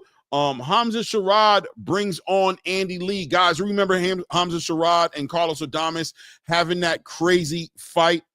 Yeah, Hood Rich. Yeah, not yet, man. I'm good, not yet. But yeah, these gray hairs ain't for nothing, right? They're not for nothing. But Hamza Sherrod brings on Andy Lee. You guys know Andy Lee, trainer of Joseph Parker, helped out Tyson Fury a lot, student of the great Emmanuel Stewart, rest in peace, product of the Crunk Gym program. Andy Lee's been finding a lot of success probably being accredited a lot towards the resurgence of Joseph Parker back in the heavyweight division. And Hamza Shiraz has brought Andy Lee on, man, will now be training out in Dublin. And I think it's a great move, man. I think it's a great move. He's clearly making the adjustments, and he's acknowledging that he has some holes that he needs to get patched up. Ross Klott says Andy Lee should have been trainer of the year, man. 100%. A great trainer, man. And Hamza Shiraz, a great talent, right? But clearly was missing something when he fought against Carlos Adames. He said his hand was broken, but I think going into that fight, we thought Hamza Shiraz was definitely going to be the favorite to win that fight. A great offensive fighter. He's done some interviews since then, kind of explaining his position. But look, more importantly, he made the adjustment. He's now bringing Andy Lee into the conversation. I think that's a great look for Hamza Shiraz. And moving forward, now Hamza Shiraz got his eye on the 168-pound super middleweight division, will be leaving the 160-pound division. I thought that was also an issue for him. You know, a real tall, skinny guy at 160, at 168, he's going to be able to go ahead and get that good weight. That's 8 pounds. It's not 3 or 4 pounds, right? It's 8 pounds that he gets to go up in, and not to mention what he'll rehydrate to in that next day. I think he's going to be a real 168-pound threat, especially with the addition of Andy Lee to the conversation. And of course, wanting to step up in the division and make big moves. He doesn't want to waste any time. Looks like he eyes Edgar Berlanga. Hamza Shiraz speaking about fighting Edgar Berlanga. Edgar Berlanga in a great position right now. Free agent, just coming out of a deal with Matchroom Boxing, looking for some big paydays. Listen, when you get in a Turki Al-Sheikh conversation, it is what it is, right? Edgar Berlanga may be looking at some good Saudi money, maybe even squaring away a 2-3 fight deal with Riyadh Season, which I'm sure would put him in the best position to make money. But one thing I've always said, and Edgar Berlanga should know by now, he always painted the picture that he has no problem making the biggest fights. Listen, man, with Turki Al-Sheikh, no cherry picking over there. No cherry picking over there. Big fights only. Big paydays, big fights though, right? Competitive fights. So if you're going to go over there, Hamza Shiraz may be the easiest look you get at 168 if the pressure doesn't get put on you to actually move up to 175. Anton Ziegler says, Clay, can I ask you a question? I guess, yeah, man. Put it in there. Put it in the chat. Put it in the super chat. Ideally, you know what I'm saying, would be the nice ways to put it in. But yeah, put it in the chat. Whatever the question is, man, let me know. So yeah, that's the news. Edgar Berlanga, Hamza Shiraz, potentially in the works, maybe. We'll see, right? First things first, Hamza Shiraz heals up his broken hand. Second thing, links up with Andy Lee in Dublin. Let's see how that looks, and let's see if Turkey can put something together. And maybe we might be seeing Edgar Berlanga and Hamza Shiraz come together. It is what it is. I don't know how to work that super chat. I have to try it. Yeah, all you got to do is hit the money sign right there next to the chat. Hit it, and it'll walk you through it. If that's what you want to do, I appreciate you, brother. In advance. More news in the boxing space. Alicia Baumgardner links up with Derek James. Interesting. Look, Derek James is a great trainer, right? But one thing about Derek James, ever since this whole entire Errol Spence situation, he does seem like a trainer for hire, right? And all trainers are for hire, but you know, just at times have spread himself thin. At one point in time, having nothing but headliners in his gym, as far as Errol Spence, Anthony Joshua at one point, Ryan Garcia, obviously Frank Martin, Jamel Charlo. He stayed very stacked, right? And people have questioned how thin he spread himself and how effective he was as a trainer at that point. Even though he was trainer of the year for like 2 years in a row, still spreading himself thin. Doesn't seem to be spreading himself as thin anymore. Ryan Garcia has returned to Derek James, supposedly. Errol Spence, we already know what's happened there. Jamel Charlo maybe still working with Juan Guzman. Anthony Joshua has moved on with Ben Davidson in the UK. So maybe he has the room and he has a space to make it happen, right? It is what it is. Continuing to move forward, and then I'm going to open up the panel. Like I said, Tom Brown speaks on the future of the PBC. Interesting, right? You never really see Tom Brown doing these interviews and speaking on what's going on, right? And what's going on. But he did have a sit down and interview. I haven't seen him do this in the longest time, if I've ever really seen him do what he did this time around. And he spoke about the future of the PBC. He spoke about, obviously, Gervonta Tank Davis. He spoke on a few different things, right? But when it came to the PBC, the big question that I saw and I thought was profound was, how was the relationship between the PBC and Top Rank really going to work out? I'll be honest with you, Tom Brown, as far as I'm concerned, put the PBC in the same bracket he put everybody else in, right? He answered the question by saying, Top Rank, yeah, we love to negotiate and make the fights if they make sense. The same with Matchroom, the same with Turki Al-Ashiki. He spoke on all these guys and put them all in the same bracket and said he's looking to make the best fight for his fighters. So, once again, I questioned it before, and I'm still questioning it now. What are they talking about when they're talking about the PBC and Top Rank now working together? As if there was some sort of unified movement forward to go ahead and derail what Turki Al-Ashiki is doing. Tom Brown didn't offer any type of perspective that'll have him believe that that's true. He just basically said, we've done it in the past, the same way we've done it in the past. We'll be looking forward to doing it in the future as long as it makes sense, right? I think Bob Arum kind of added a little bit of a twist on that a little bit to kind of paint it as if there was a new unification happening between Top Rank and the PBC. I don't see any evidence of it, right? I think Top Rank will continue to move forward the way they've done it, and they'll try to make these fights happen. But more importantly, I think Tom Brown and the PBC are still on the same energy, which is, it's PBC or nothing, right? PBC fighters versus PBC fighters. As long as we can do it, when needed, we'll entertain outside promoting, cross-promoting like we've always done. We're always going to have fighters in the best position to get them to make the biggest paydays. Nothing special about it. Same old news. Spoke on Gervonta Tank Davis as well and basically said Tank's earned the right to do what he wants. I thought that was significant and interesting because even he acknowledges the A-side privileges that Tank Davis brings to the table. Once again, putting the pressure on the back of Tank Davis to make any of the fights that happen because nobody dictates to Tank Davis what Tank Davis is going to do. Tank Davis makes his own path. He is a face of boxing. He is a big time box office seller. He's going to sell it at Ticketmaster. He's going to sell it on pay-per-view. And if Tank wants a fight, Tank has to send out the offers, right? It is what it is. I'm going to go ahead and let me see. Anton Ziegler put something in the super chat. Salute to you, Anton. Thank you for the love, man. With the $5 holla says, what's going on with Zurdo? Well, I don't know. What is going on with Zurdo? I have no idea, right? Zurdo Ramirez is in the conversation of David Benavidez. He's in the conversation of Dimitri Bivol. And clearly he's in the conversation of unifying with Jai Opetaia. What is Oscar De La Hoya going to do with Zurdo Ramirez? I know Zurdo Ramirez to be somebody, I'll say Zurdo Ramirez to me being somebody who's willing to fight anybody. But listen, he has a handler in the name of Oscar De La Hoya, and Oscar De La Hoya moves his fighters around with strategy in mind. A good thing for a promoter. He knows how to build his fighters up to a certain degree, but doesn't necessarily always seem to be the guy who's going to volunteer his fighters to be in the most competitive fights. He's gotten Zurdo Ramirez up to a point to where he's a one unified champion in the cruiserweight division, but at the same exact time, Jai Opetaia having the hardest time in the world putting that fight together. Dimitri Bivol was already beating Zurdo Ramirez at 175. I don't know how easy it would be to make a fight between Dimitri Bivol and Zurdo Ramirez. And of course, David Benavidez, in my opinion, looks like the more than likely fight that will probably happen in the cruiserweight division, being that it does seem like Jose Benavidez Sr. and David Benavidez seem to have some understanding with Oscar De La Hoya. Zurdo Ramirez has that relationship with David Benavidez in the locker rooms, in the gyms when they're sparring. Everybody talks about how great those fights were. I don't know. That's probably what the game plan is going to be, being at the light heavyweight division. Even though David Benavidez is a champion at light heavyweight division, I don't see the big money fights that are there for him to make. I think a move up to cruiserweight and having those two titles on the line to unify and make a great fight, quality fight, is there for David Benavidez and Zurdo Ramirez. That's probably the fight that's going to happen, right? And Dimitri Bivol probably hanging out at 175 for a little bit longer, potentially fighting maybe a Caleb Smith for a title defense, for unification title defense, or maybe even fighting a Canelo Alvarez again down there. Where are you at on the topic of Zurdo Ramirez, Ray?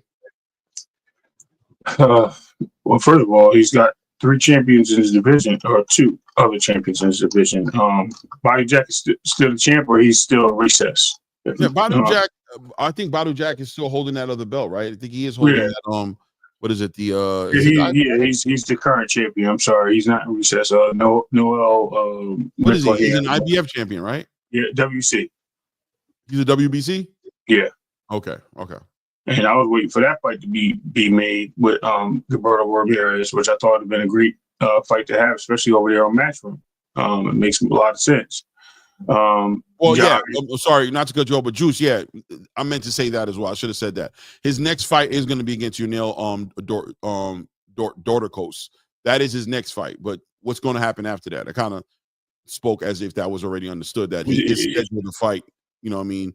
Unil next. But ultimately, what's the big picture with Zurdo Ramirez? But go ahead, my bad. Right. But yeah, I just think that you got fights waiting to happen. You got Jai calling out Gilberto. You got Benavidez calling out Gilberto. They all want this fight with Zurdo.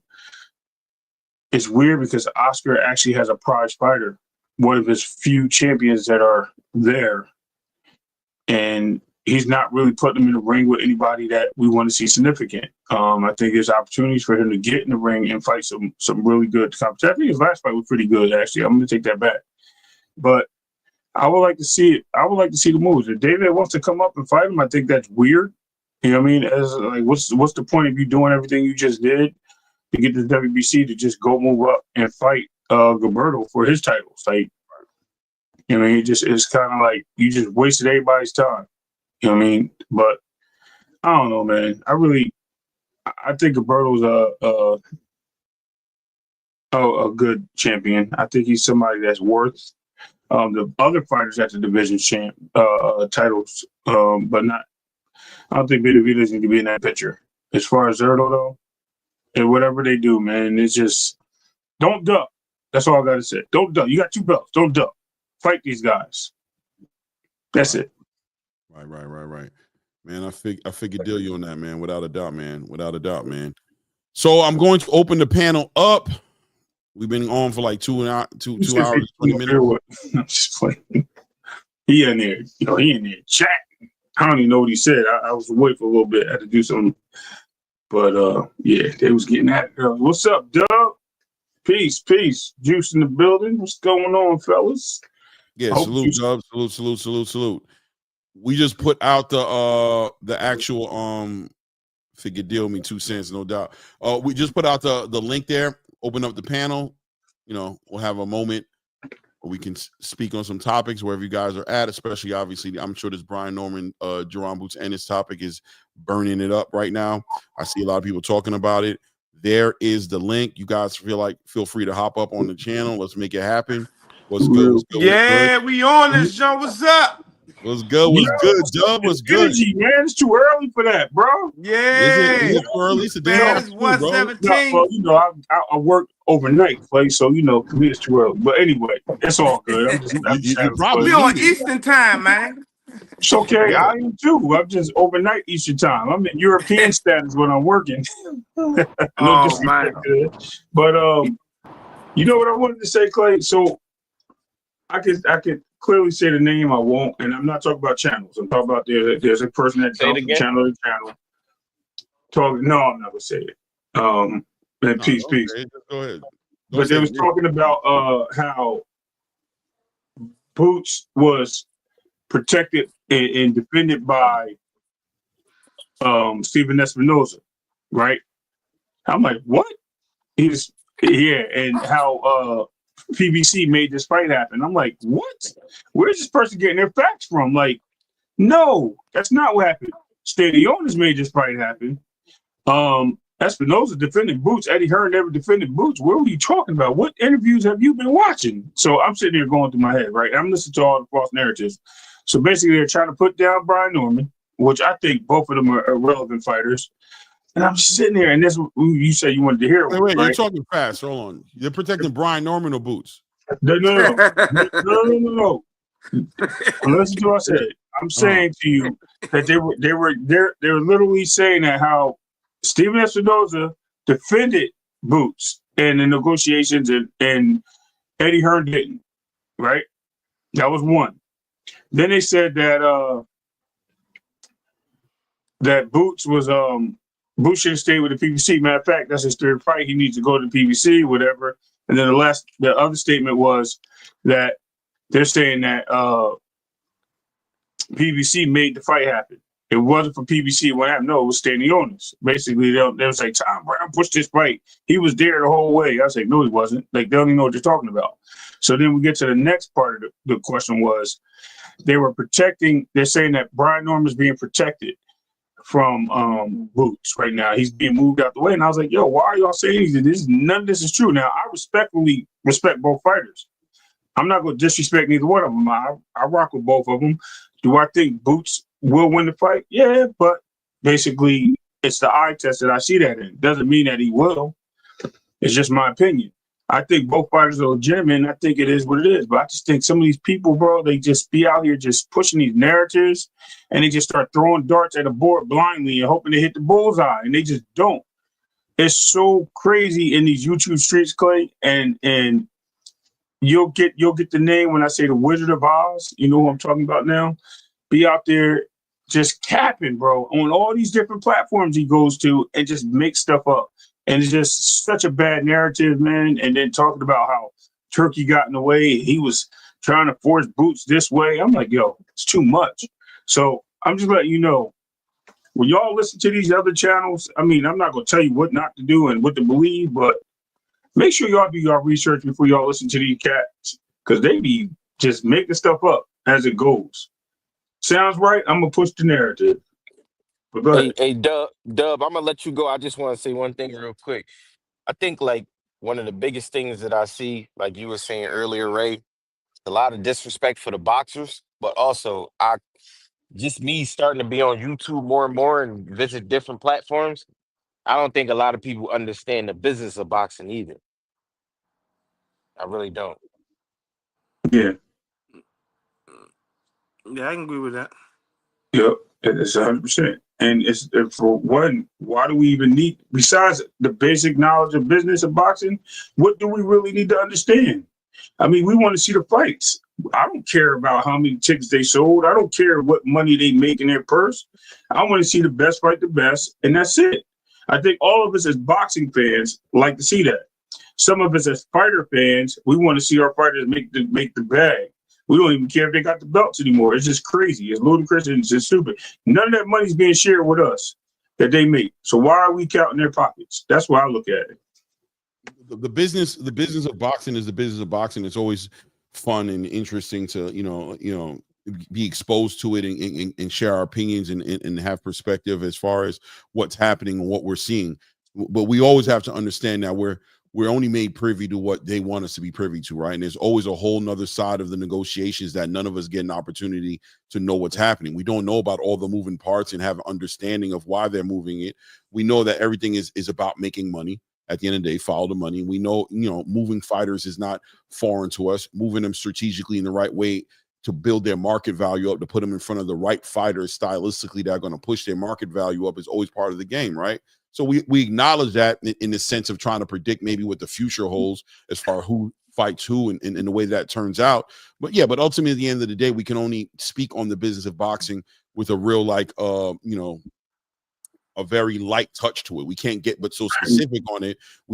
I think we do better as fans to speak on the fights, right? And the fights being made and maybe how the fights are going to look at, because that's what we see more than anything is we see the fights happen. We don't miss the fights, right? As far as the buildup and what makes the fight happen, we can only speak on it, based on our opinions and what little information slips out at times or even purposely put out in front of us to steer the narrative so that we can talk like we're talking, right? So we're also being controlled and the narratives being controlled by the little bit of information that they do quote unquote leak out or allow to come out on the scene that can trigger these conversations into becoming way more interesting than they probably really are in real time. Because the truth of the matter is we don't know a lot of times if we're making our opinions based off of facts or off of artificial intelligence, you know what I'm saying, or artificial intellectual property that's being put out there for us on purpose to push us down a certain lane to think a certain way, right? It is what it is, man. So yeah, I never put that much weight on it, but I mean it's fun to talk about from time to time and have a good time. But at the end of the day, we know we don't make sense though, Clay. Clay, when Claymore speak, right? He got the whole chat with dictionaries and the whole chat got dictionaries, encyclopedias and shit like. He said, "What?" You know that's not true, right? I'm gonna tell you why.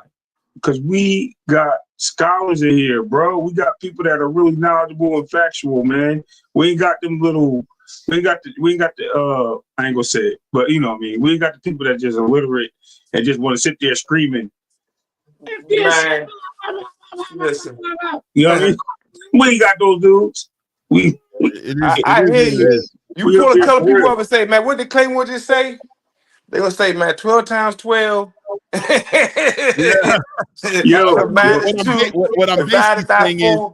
What I'm basically saying is, as boxing fans, we do better to talk about the fights. Right. The business is always fun to talk about, but we're not exposed to enough of the business to speak from a factual basis. So whenever we're talking about the business, we have to take it with a grain of salt, because at the end of the day, they purposefully, as they should, don't allow us to be exposed to the business the way we would want to be exposed to the business, so that we can talk about the business from a knowledgeable standpoint. Very rarely are the people on these content creation platforms promoting fights, matchmaking. So look, this is what a lot of people got to fail to realize, right? A lot of promoters before they became big promoters, they started out matchmaking. You know what I'm saying? Like they pay people to matchmake. You know, like in the amateurs. You know, like when they be doing like these shows, like with no excuse. You know what I'm saying? No excuse. Got to deal through Pro Box. When they throw these shows, they match make these shows. You know what I'm saying? They match them up according to the fighter. So the fight who's the A side, who's the more of the star attraction, and they pick a fighter who they feel like accommodates his style. Now when you got promoters and they signing fighters, they're not gonna put their fighter in a fight, no matter how much the people might want to see it. They still trying to make money off these fighters. So, like prime example with Top Rank, right? Top Rank has Brian Norman Jr., right? Now, me, you know what I'm saying? I believe like if they're gonna put him in there with Boots, it's gonna be in a situation where as though they can cash out on the situation, because they know that Boots style is, you know what I'm saying, it's dangerous. It's a gamble. More than likely Boots is gonna win. Yeah, it's a big gamble. You know what I'm saying? It's a big gamble with Brian Norman Jr. If they can make Mario Barrios, you know what I'm saying, fight, I'm pretty sure they would make that fight before they make a Jaron Ennis fight, because you're taking a chance. See, remember back when they was talking about like fights when Errol Spence got the belt. You gotta look at it. PBC ran the welterweight division at the time. Right. What's so funny? No, says Clay can articulate, pontificate, and you know it. I could definitely hit you with a. I'm right there. Remember when Errol Spence? So that's why it was so easy for Errol Spence. It was so easy for Errol Spence to get them belts, because the PBC ran the welterweight division for some years. They had all the top fighters. Even if you looked in the rankings back then, like they used to have all the top fighters. Like they probably had 3 out of the top 5 in almost every sanctioning body with the welterweight division. So they can take them gambles, because no matter what, it's in-house. You know what I'm saying? The money stay in-house. And if this fighter lose, guess what? We still got this fighter. You know what I'm saying? That's why it was so hard for Bud to get them fights back then. Because why would I give up my champion to you, right? And you're not signing no deal with us. You know what I'm saying? You're gonna take this title and you're gonna take it back, like they say, across the street, on your side of the street. Right. You know what I'm saying? So it's a lot, and the reason why Top Rank was so geeking to make them fights with Bud is because they so they know that Bud is a good chance that Bud gonna come out winning. Right. So they're not gonna just sacrifice. Like that's we look at it like of course from fans, you know what I'm saying? I understand from boxing fans, from hardcore boxing fans, we want to see these fights. We don't care what they talking about. Big But facts. if you put yourself in these promoter shoes, right, and you got Brian Norman Jr., is you willing to put him up against Boots for $2.2 million? Right. So to your point, don't take this the wrong way. So when Tank is being moved a certain way by the PBC, Al Heyman, and Leonard Elby at the time, Floyd Mayweather, he was moved strategically not to lose because of his predecessors losing in certain fights that they shouldn't have took, and Wilder and AB. You're basically saying that. And so they try to, they're basically putting him in a bottle where they're going to make the easy fights, unification fights that they can. They waited Loma out and things of that nature to unify because Tank was all about the bag. He was never about the belts. But then when it came to Loma, he was about the belts and he had a list. But they don't want to touch that list. They want to give him the fights that make the money. Is that what you're saying? All right, so with somewhat, yeah. So with Tank, you got to look at it. When they was building Tank up, right? They was putting Tank up against these fighters who in their country, he's fighting a lot of Mexicans and Salvadorians and Guatemalans and you know what I'm saying? These dudes who, they was Mandalorians too, by the way. they was heroes. Yeah, they was heroes in their country. You know what I'm saying? So it's like we know that these dudes not as athletic as Tank Davis. You know what I'm saying? So a lot of them fights, yeah, they look at it like this is a 65-35 fight or a 70-30 fight. You know what I'm saying? I'll wait. And we build and we know that this dude is a knockout artist.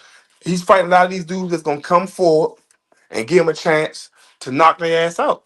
So yeah, like a lot when they was building them, that's the fighters that they was aiming for. They was aiming for a lot. You see, back then they wasn't getting him to fight none of these black fighters, none of these fighters that you know what I'm saying. It's a good chance or whatever. They can come in there and come up with a game plan and you know what I'm saying and execute and win. So yeah, they was building them up like, but it's not even it's not even just with him. It's with a lot of these fighters. Like a lot of stuff be with like to the naked eye and we overlook it. We'll see a name. We'll see a name and we'll be like, oh yeah, this dude can fight. This dude like that. But we're not looking at the fighter who he's up against. I'm gonna give you a prime example. Like when you look at Devin Haney, right? Yeah. And you look at a lot of his top fights, right? Not one, a lot of them dudes, he had at least a 3-inch reach advantage or more, right? He was taller than them. They was older, over 30s. That's what all of them had in common. All of them had in common. If you look at even from the one he called out, right? When he said he gonna move the 147 at first, and he called out Keith Thurman, right? He said his father, Bill Haney said, man, they want the best. They're gonna step up the 147 to fight Keith Thurman. This is when they first talked about it, right? This is after the Regis Prograis fight. He fought Regis Prograis, right? He fought Lomachenko, Kambosos, Jojo Diaz, all them dudes, right? He was 2 inches taller than with a 3-inch reach advantage. So And he some gets fighters, he had 8-10 years on them in age. Well, they Hold had yeah, on. 8 and 10 years Hold age on them. on. I'm glad we're dropping these age things and these yeah. A lot of them dudes was in their Abdullah 30s, was close to his height, right? huh? Abdullah was close to his height, and so was the dude name Linares. Linares was taller. No, what's the other cat name? No, that he knocked out real bad. He got knocked out of the year for. With that overhand. I said Yeah. all his big fights. You talking His about last, Devin? Huh? his last You talking big about Devin fights. right now? Or you talking about Loma? He's talking about Devin. I'm I'm talking saying, Devin. but I'm You saying talking about Antonio Moran? Moran, right? So when Moran was his height and not taller. So there's been big fights he's been in when he had guys his size that he fought. He's never fought. And as far as 30-year-olds, look at the last 5 fights. Okay, last 5 fights. I'm Other than Ryan. I'm gonna give you something real quick. So if you go down his resume and you count Take's resume, you know Take had one more 30-year-old fighter more than Devin Haney on his resume. That was plus 30 when they fought. See, a lot of people put Kambosos in that category. Kambosos was 29 years old. He wasn't even 30 yet. So we can't even put that there. If you want to talk about somebody that really rocked the age category of aging fighters, that would be Teofimo Lopez, who has a total of No. We listen. We're not comparing. I think he's talking about this. I think he's talking about the style, like far as the matchmaking. I think I'm saying that the height, the okay. age, the reach advantage. Yeah. All you the gotta dudes. take advantage of that. That's I think the matchmaking. same thing is going on with Keyshawn Davis right now. They're matchmaking. I They're got putting you. him in a position where he's supposed to be. Yeah. I got you. My bad. Yeah, Got off topic. So And Linares, I knew I had to look this up because I've seen this thing in person like 4 or 5 times. Jorge Linares is not bigger than Devin Haney, not taller than Devin Haney. I knew I wasn't tripping. I seen him. I just seen him. And Linares. I don't think Linares is taller than Devin. Why yeah, he said. Hold on. BoxRec has doesn't have the right. You know that's not the right measurement. I just seen Jorge Linares in he slept 2 doors down from me in Orlando when Antonio Russell just fought. Was he like 5'10", 5'8", 5'9"? No, he's 5'8". He's shorter than Devin. And Devin's supposed to be 5'8", right? Devin 5'9". Okay. And but I know he went Antonio. And his reach. Hold up. His reach is 68 and a half. See, I think once you start breaking down and getting to the measurements, and we kind of lose focus. My thing, how I looked at it is Regis pro grade. When you look at a fight like that, he was a couple years older, but he was flat-footed. He had no footwork. That was a fight that Devin should have won. He boxed his head off. When you look at Loma is just a smaller fighter. Everybody think Loma should be at 130, 126. Those was his best years. You go, Jojo Diaz is a smaller fighter who's really a 130 pounder. Devin had significant size over because he was rehydrating up to a bigger size, like people was calling him a weight bully. But once you start the reason I want to into the height and all that, you lose it. Nah, but see, it's common sense, right? The reason why I went to the height in a reach advantage because first off, he can execute his game plan. Devin offense strives off his jab, so he don't have to basically switch up. What's the word I'm looking for? When you adjust. He don't have to adjust. He don't have to make a bunch of adjustments, right? When you have a 4-inch reach advantage or a 5-inch reach advantage. What I'm saying is when you seen the difference when he fought Ryan, right? Even though they say Ryan was juiced up or whatever, them same distances, that same spacing that he can capitalize and hit you off of, and you can't hit him. He couldn't really do that with Ryan, even though he got Ryan by an inch, but an inch ain't really nothing. Now, when they was talking about him fighting, when his father said he wanted to see him fight Boots, I still don't think he's gonna fight Boots. Absolutely not. Because first and foremost, then you're gonna see him have to adjust. We're gonna see Devin have to adjust and become a counter puncher.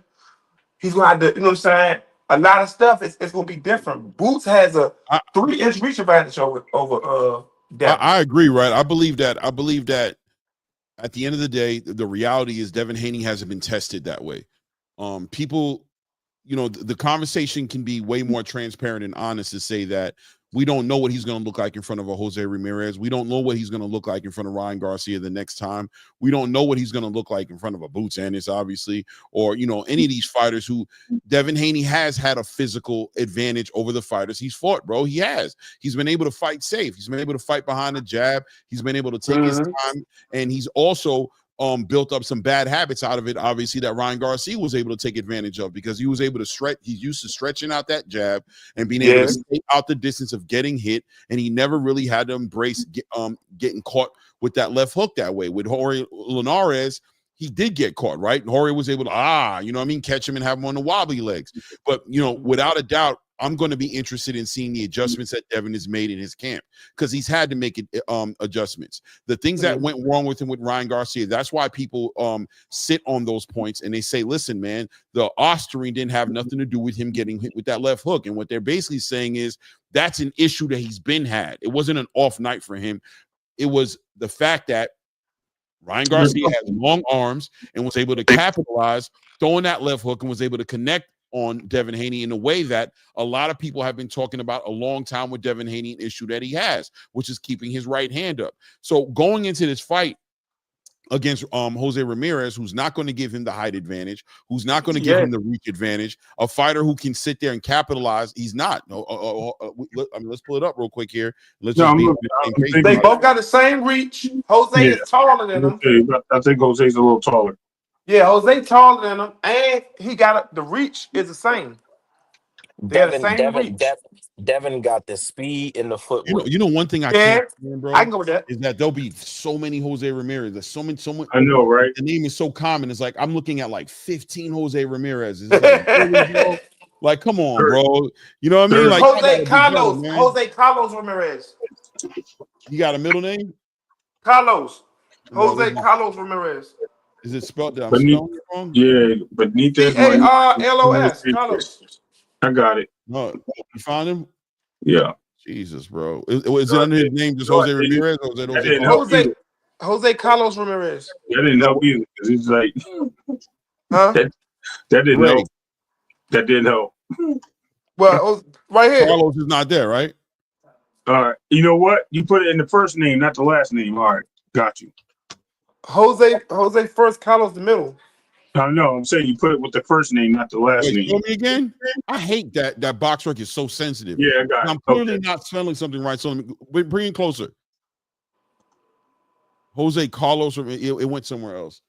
They changed. I can see you the whole page, Clay. Hold up. I can see you the page like that, Clay. Hold up. There we go. Got him right here. I didn't send it to you, what am Clay. I messing up on here? I'm just Googling it, and I'm going to click box right from there, bro. You got it, Clay? I done sent it to your phone. Got it. I got it. I see it, but it's not pulling up shit.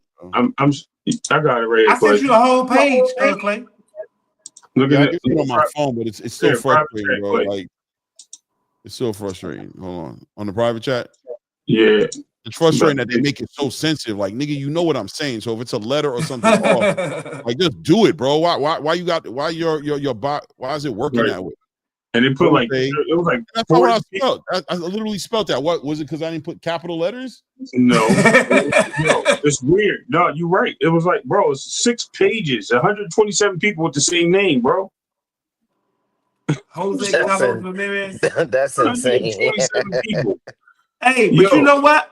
So on my phone, if I put any name like in, it goes straight. For some reason, my Google goes straight to boxing first, like to see if he got a box, if it's a boxer. Yo, the amount of Jose Ramirez is crazy, bro. I found him right here. Wow. Okay. Anyway, yeah, 72-inch arm reach, so he has an inch on Devin, and he's tall. He's at 5'10". Devin's at 5'9".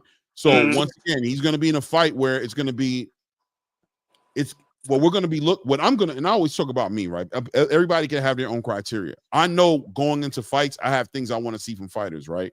When it came to Jaron Boots Ennis, I wanted to see the poise. I wanted to see him take his time. I wanted to see him stay behind that jab. I wanted to see him not rush the action, but take what was there and adjust to what was in the ring. He checked those boxes for me. With Devin Haney, I want to see that right hand stay up. I want to see him be offensive. I want to see him deal with the fighter who's taller, who has the longer reach, and I want to see how he's going to capitalize off of his skill set to win those fights. Because if he's not able to get through a Jose Ramirez, clearly he's not going to get the fight with Ryan. But also, I'm going to have to say I don't think he beats Ryan. If they did get him, sometimes though, Clay, we can't even look at a person reach because the person don't fight tall. If you know what I'm saying, Yeah. some people Yeah, like stands Sebastian. with Yeah, like Sebastian Fedor used to fight, Well, right? yeah. If they perfect. don't fight tall, then it don't really, you know what I'm saying. Your reach ain't gonna matter as much if you got an inch over a person. You know what I'm saying. You got an inch over a person. Jose Ramirez, I believe, is going to fight mid range, but he's going to use his reach and his physical attributes to get to Devin. He's going to put that pressure on Devin, understanding that his range and Devin's range is going to be pretty much the same. So he's not going to have to clear the void as much as other fighters have had to do. So he's not going to be desperately trying to clear the void. He's naturally going to have Devin in danger, because in order for Devin to be offensively successful, he's going to have to put himself in the range of being hit by Jose Ramirez. And he's got Robert Garcia, a great mind behind him, who's going to understand that. They're going to operate. Absolutely. They're going to operate from that standpoint. So Devin's gonna have to show improve, right? He is. Listen, Devin's under the magnifying glass, bro. And I think this is where it becomes real fickle with the whole entire Osterine thing. Like, the Osterine thing played its position, and at the end of the day, Ryan Garcia need to be held accountable for it. It's going to be factored in to performance enhancement benefits, because that's what a performance enhancement drug does. But Devin was exposed that night, and he's going to show improve that it was a one-off night, that he's better than that, and he's going to have to adjust in this fight. It's not about the old Devin Haney versus the Devin Haney that was in that Ryan Garcia fight. Can Devin Haney operate in the same way he was operating when fighting against a Jojo Diaz, when fighting against a Vasily Lomachenko, when fighting against a George Kambosos, when fighting on these big fights that he fought in? Is that Devin Haney that was in those fights going to be able to operate in the same capacity against a fighter who doesn't have the height advantage over, he doesn't have the reach advantage over, he doesn't have the size advantage over? We can say he probably would or he should, but we don't know until he gets in the ring and shows us in a fight that he can do it. Right. Hey, look at this dude. Listen to his last, huh?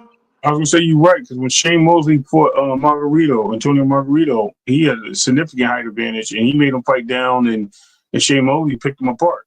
Yeah. Look, I want to say something. Fly frequency, right? Fly frequency says, Clay, if the person he is fighting don't have the speed or power of Ryan Garcia on Osterine, why do you see Devin keeping his right hand up?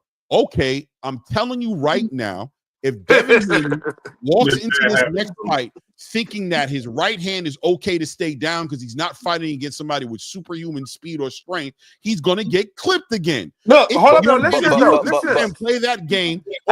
If the game that's going to be played is that what happened in that Ryan Garcia fight does not mean Devin Haney's right hand was too low and he needs to raise it, let's put a bag on it that if he sits there and plays those games, he's gonna get lit up again.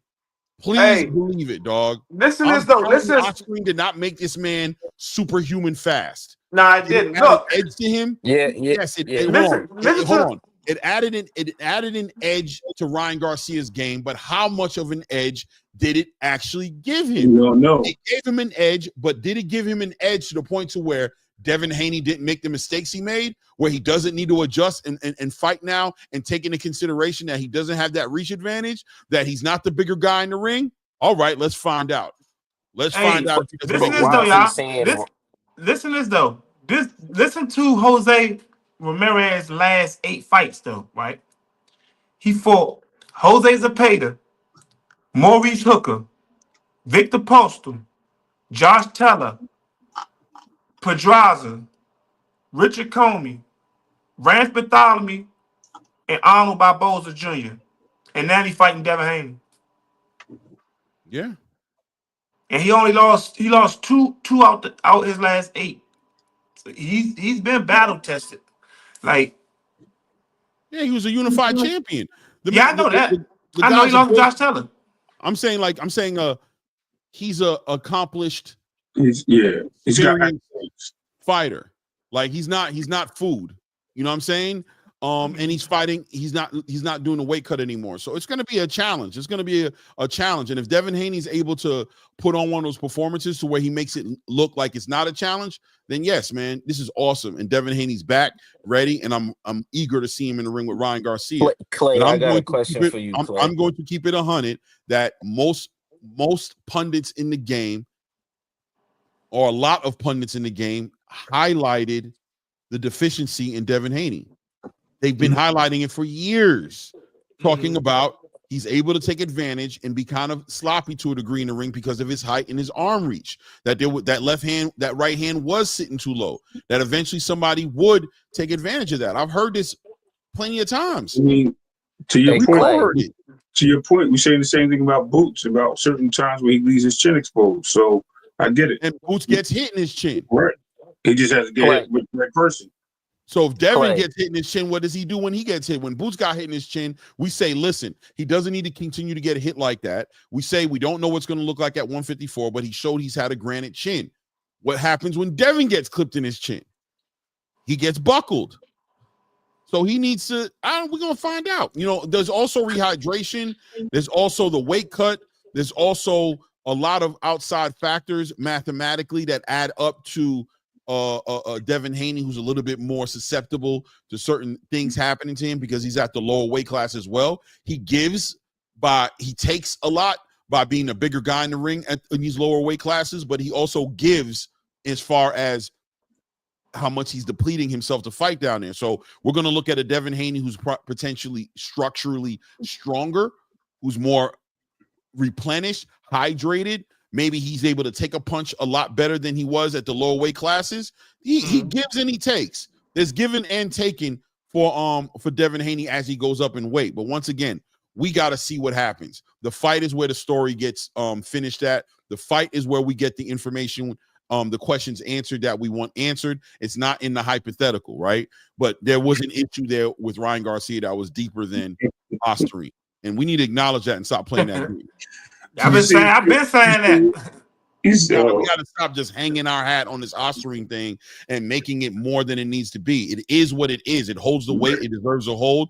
Ryan Garcia cheated. That was a performance enhancement drug, but it didn't turn Ryan Garcia into Bane.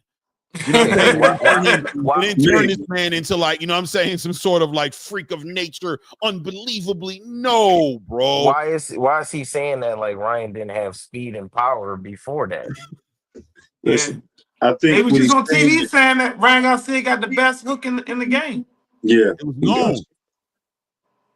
His hand speed's very quick. You know what I mean? It's hard to see certain things with this guy, and they even had to slow cameras down, especially with his last fight when he fought listen, I agree. Cheating is cheating, but if we cannot get past evolution, if we can't get past the cheating and get to I'm telling you right now, Devin's ability to be great is the ability to shake off this Ryan Garcia shit and own his deficiencies that he had in that fight.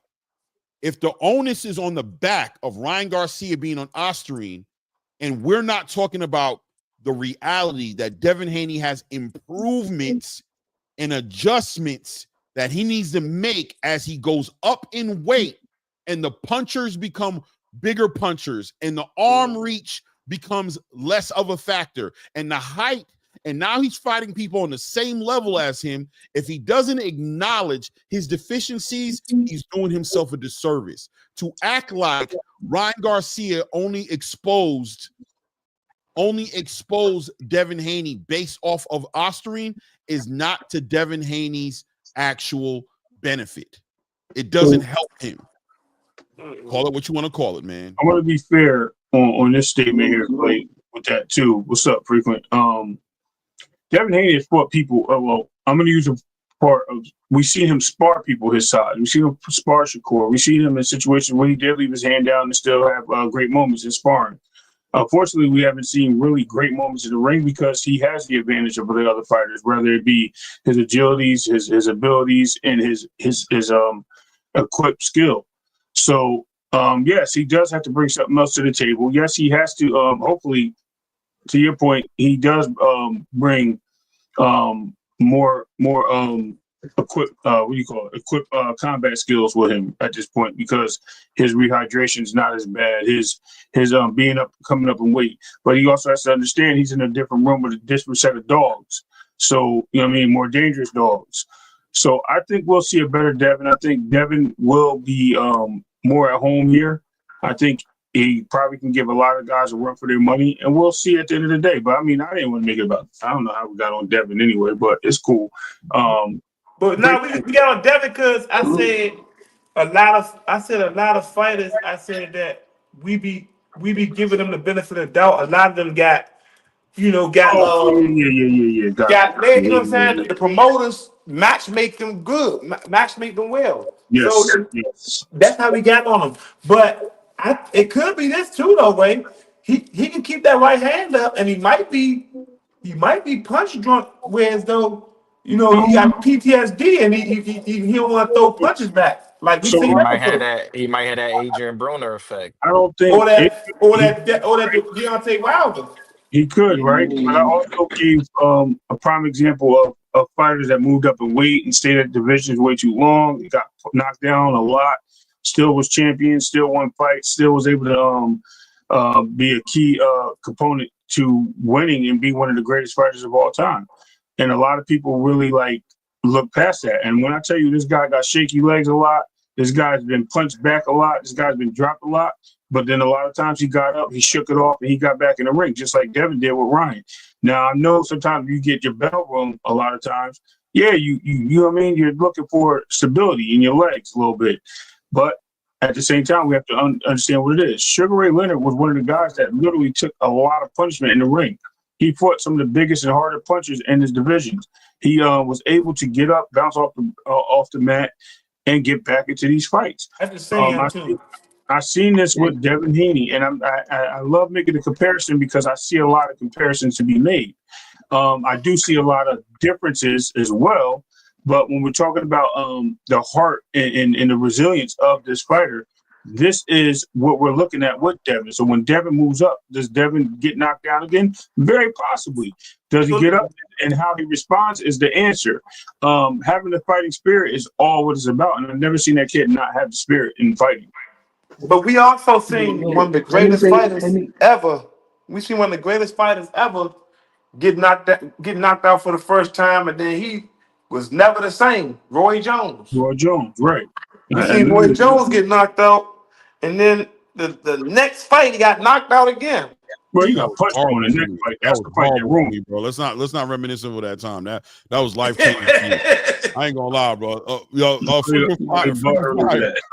Freaking fly! I don't want to relive that moment. That was y'all were traumatizing me right there for that habit. I ain't gonna lie. I was going through it. Glenn Johnson punched on that boy. I couldn't. When Glenn put him out, bro. Glenn put him out. You know the same feeling that hit me. You remember when Tyra Banks got killed in Higher Learning? I don't know about y'all, but when Tyra got killed, it killed me, bro. When I was like, yeah. Now, when the girl got killed to set it off, that joke killed me. Remember when the girl got killed to set it off? Oh yeah, that hurt too. That hurt too. What's that? That was what's the name? The girl in the bank. I need this money. Yeah, I was dying, bro. Yeah. Somebody help me, help me, help me. Help me, help her. That was sad when she died. Yeah. Fire coming up here to talk to you, Clay. No, go ahead. Go ahead. Yeah, I just wanted to clarify what I had said. I don't know what I meant. I don't know who is right next to me.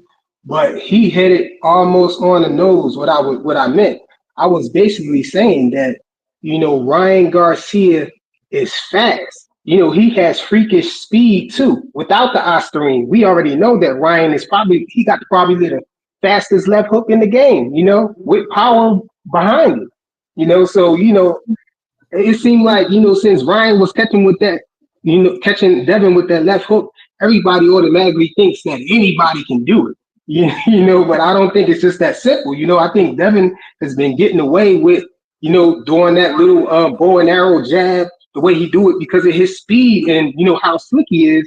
And nobody was just fast enough to take advantage of it or had to factor in his height and his arm reach. You don't think that's part of it? That too, but how many people was taught is just physically got the advantages over Devin like that. Nobody, Well, as he goes up in weight, as he goes up to 147, a lot of people are going to have that reach. He's only but the speed not going to be there though. But hold on, but the speed not going to be there. That's the main thing that I was saying. And he's the guy that's next to me. He hit it right on the nose. He said Ryan Garcia is fast. He's real fast. I mean, to the point where when he was fighting, who was he fighting? He was fighting. I can't remember the guy's name. It was a Latino guy, and Ryan hit him with a hook so fast you couldn't even see it on camera, bro. You couldn't even see it on camera. Yeah, it was like a phantom punch. Oh, so Ryan Garcia is already fast without the octane or whatever you want to say. Yeah. So not saying that Ryan would so many times, and I still to this day ain't seen him hit it with that damn hook. Exactly. Hey, Clay. That's who Twan sparred to help him get ready for the Rayo fight. But Fortuna, yeah. Yeah, Fortuna. That's who it was. Fortuna, yeah. Fortuna. Look, Fortuna made me sell the breakaway because Fortuna said he just kept telling Twan. He said, "Man, you need, he could barely speak English. So like you fight Matt Garcia. You beat him, man. You beat him. Fight Garcia. You beat him." He kept telling Twan to fight Ryan Garcia. So I just was saying that, Clay. I'm not harping on Ryan Garcia with the Oscarine and nothing like that.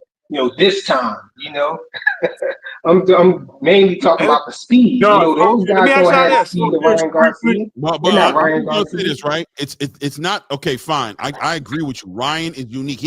Ryan may arguably have the best left hook in boxing today, right? Like I understand that he's an exception to many rules because he brings intangibles that most people in boxing just don't bring to the space when you get in the ring with them. I agree with that, right?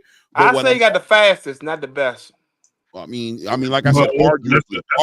The fastest. I think Keyshawn got the best left. I think Keyshawn got the best left hook. Okay. That being said, right, like I said, arguably, I think he's in the conversation. I think if you bring up left hooks in boxing, it'd be hard for you not to put Ryan in the conversation. I'm not saying he definitely is, but if somebody said right now, who got the best? Name the people with the best left hooks. I think Ryan's gonna be right up in that conversation. Nah, he got the fast. I think he got the fastest left hook. That might be the best left hook in boxing, bro. Yeah, I'm just saying it's arguable. The fact that it's pretty much blinding, and the fact that it has power behind it is definitely one of the best. But see, speed equals power. I think y'all left word is his speed and accuracy equals power. I don't want to get too deep into this damn left hook, right? I'm just saying some people might think he's good, some people might think he's not of it, whatever, right? What I'm saying is that he's special when it comes to that. That's what he brings to the table. Yeah. That's his thing. That left hook, the speed behind it, that's his thing. That's his like in every video game the fighters have, each one of them have like a special thing. That's the thing he brings, right? That left and he hook. has the remember Mike Tyson punch out? Right. Everybody to the point where a lot of people think that's all he had is the left hook. Right. Left hook is even better. So that being said, right, Ryan Garcia also brings long, decent length arms. Tall. Yeah. Devin hasn't shown us what he looks like in the ring with those kind of fighters. The closest thing we have is the Ryan Garcia fight. Other than that, he's generally been the bigger guy in the ring. The longer arms, the taller guy, he's normally been that. And the feet work, whatever have you, he's always shown that his ability to hit and not get hit. And the moments in time when we've seen him get hit, it's been kind of like, You know what I'm saying? Some people feel like I think I saw Loma hurt him and hit him with something. You know what I'm saying? As well as obviously Jorge Linares hurt him. And then we see Ryan Garcia hit him in his mouth. And he lost his legs very early in the first round. Not only did he get hurt, but he had a hard time recovering. So getting into the ring now with a Jose Ramirez, we're going to be looking for these adjustments. Either he's going to be able to take these punches better or he's going to be more defensively responsible. He cannot come in to these fights, and especially if he gets in there with a Jaron Boots Ennis, forget about it, right? If he gets in the ring with a Jaron Boots Ennis or even a Brian Norman or even Mario Barrios, whatever, bro, these fighters who are able to reach him are going to reach him at some point. He's not going to fight perfect pitch out fights where he's just never getting hit. So he's enjoying Mario Barrios, though. Mario Barrios, the adjustments that he's going to make. We got to see the adjustments that he's going to make to deal with this new adversity that he's going to face against. It's all new. right. So my last thing, Clay. Then I got a jet. I saw this video. The video was funny as hell because it had Floyd Mayweather talking about Devin Haney keeping his right hand up for that left hook. Then immediately after, they show Floyd Mayweather throw that same exact bow and arrow jab like six or seven to 8 times. With that arm down, not having his defense up. So I think it's just. Hey, I want to ask y'all a quick question, right? Real quick. I want to touch on what Clay just said. So, again, I mentioned Antonio Moran earlier. Antonio Moran was a guy that's very dangerous in the ring. Fought Devin, had a powerful punch, and was the bigger fighter. Devin fought as a smaller fighter and made Moran come to his size and increasing his last knockout victory that we seen him have. So Devin can fight taller fighters, and he has fought as a smaller fighter, making the guy come down to his level. The problem is he's gotten away from that because at the division he was in, as he grew, he stayed there a little too long, and he got taller than the opponents that were at the top of the division. So I get what everyone's saying on that. But at the end of the day, when you get comfortable with stuff, those are the things that we start seeing as Clay would say, creatures of habit. So I think he's been working on these things. He took some time off to work on it and develop. I've seen him spar with the pad, bringing his arm up, and the little water thing that they hit with the face, the noodle. And then I also seen him actually spar and drop his hand. I'm like, yo, this guy don't forget. Right? I mean, you don't remember to keep that hand up, but it is what it is. I just wanted to make sure that we on the same page, that we understood that Antonio Moran was almost 6 foot in that. Well, 5'11". No, I'm not saying.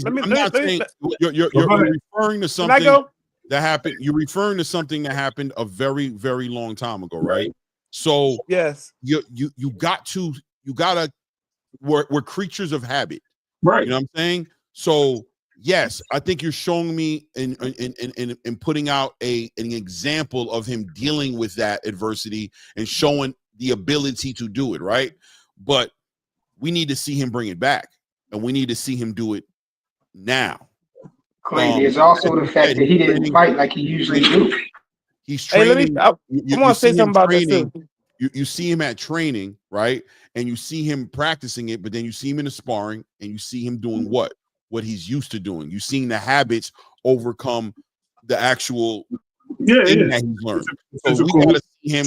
We need to see him become instinctive in there and do the right thing when there's 8-ounce gloves involved in it. Right? Hey, look, Antonio, see, you said that he's taller, right? He is. He was 2 inches. He was 2 inches taller, right? They reach was the same. That's one. Two, he wasn't as fast as Devin. He wasn't as fast. And when we say fight tall, right?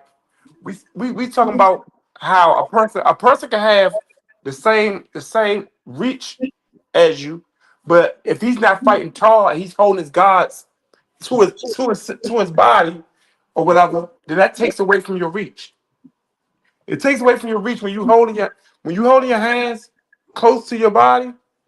You're actually taking away from your reach. You can have a 72-inch reach. You can't move the goalpost though. You got to give Devin credit for what he did. You can't move the goalpost. He didn't have a reach advantage though. With a lot of fighters, he didn't have a reach advantage, right? That's one. Two, so you telling me, right? Because a fighter is tall, but he's not gifted. He's not gifted as other fighters like the dude that Boots fought. Boots fought a dude that was the dude that he was looking sweet. They be showing the highlights when he looking at the crowd and all that stuff.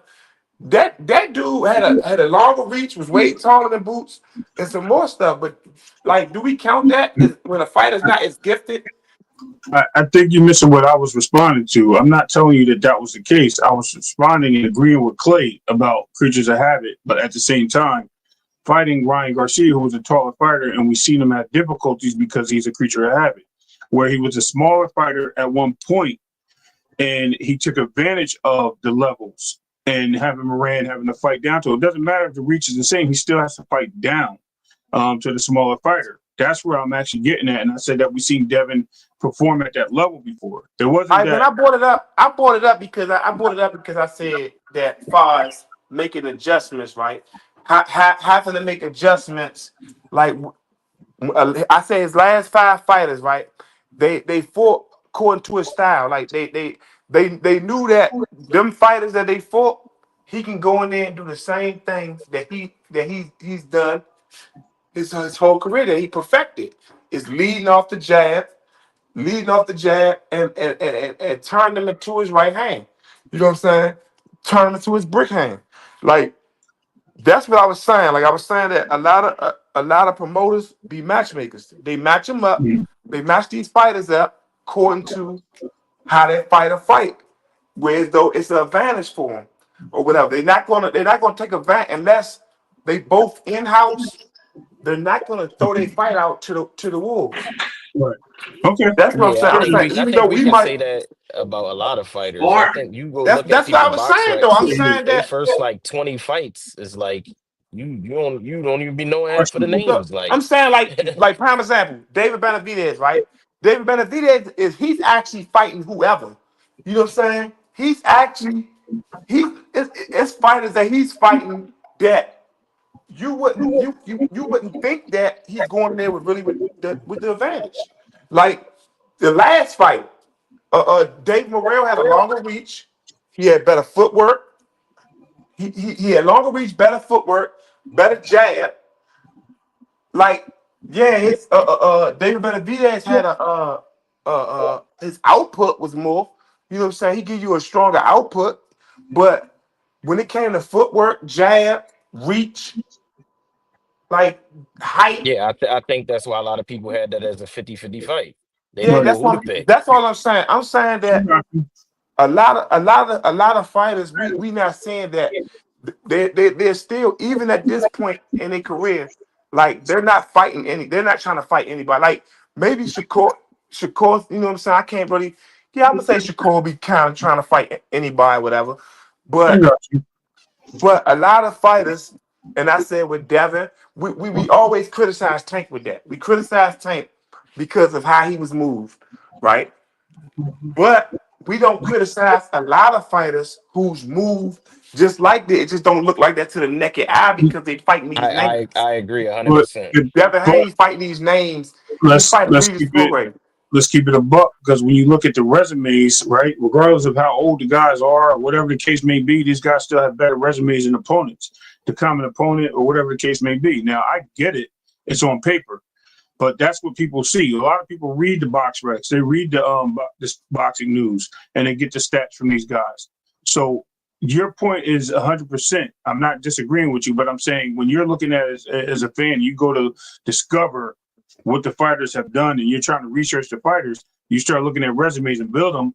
Yeah, okay, this guy's a knockout artist, but you look at his resume compared to the guy that was a unified or undisputed champion, and the guy wanted to fight him, then you're sitting there saying, okay, well, this guy looks like the better fighter.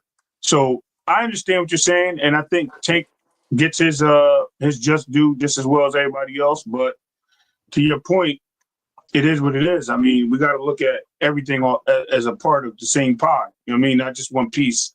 And minus that. I remember me and Clay was talking. I remember me and Clay was naming, right. Remember we named our top 140 pounders, Clay? Our top 540 pounds. And I said, I'm gonna name a dude that nobody's gonna name that's top 140 pounders, right? Come on, when you said Rocha? You said no. That Roca is a different person. Andy Hiroka. Oh, Rocha.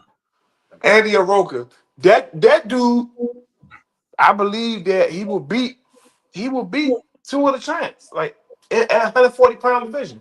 I mean, Like people, we don't see how a lot of people been ducking this dude. They've been paying him step aside money. Oh, he's been dude's mandatory for like 2 years.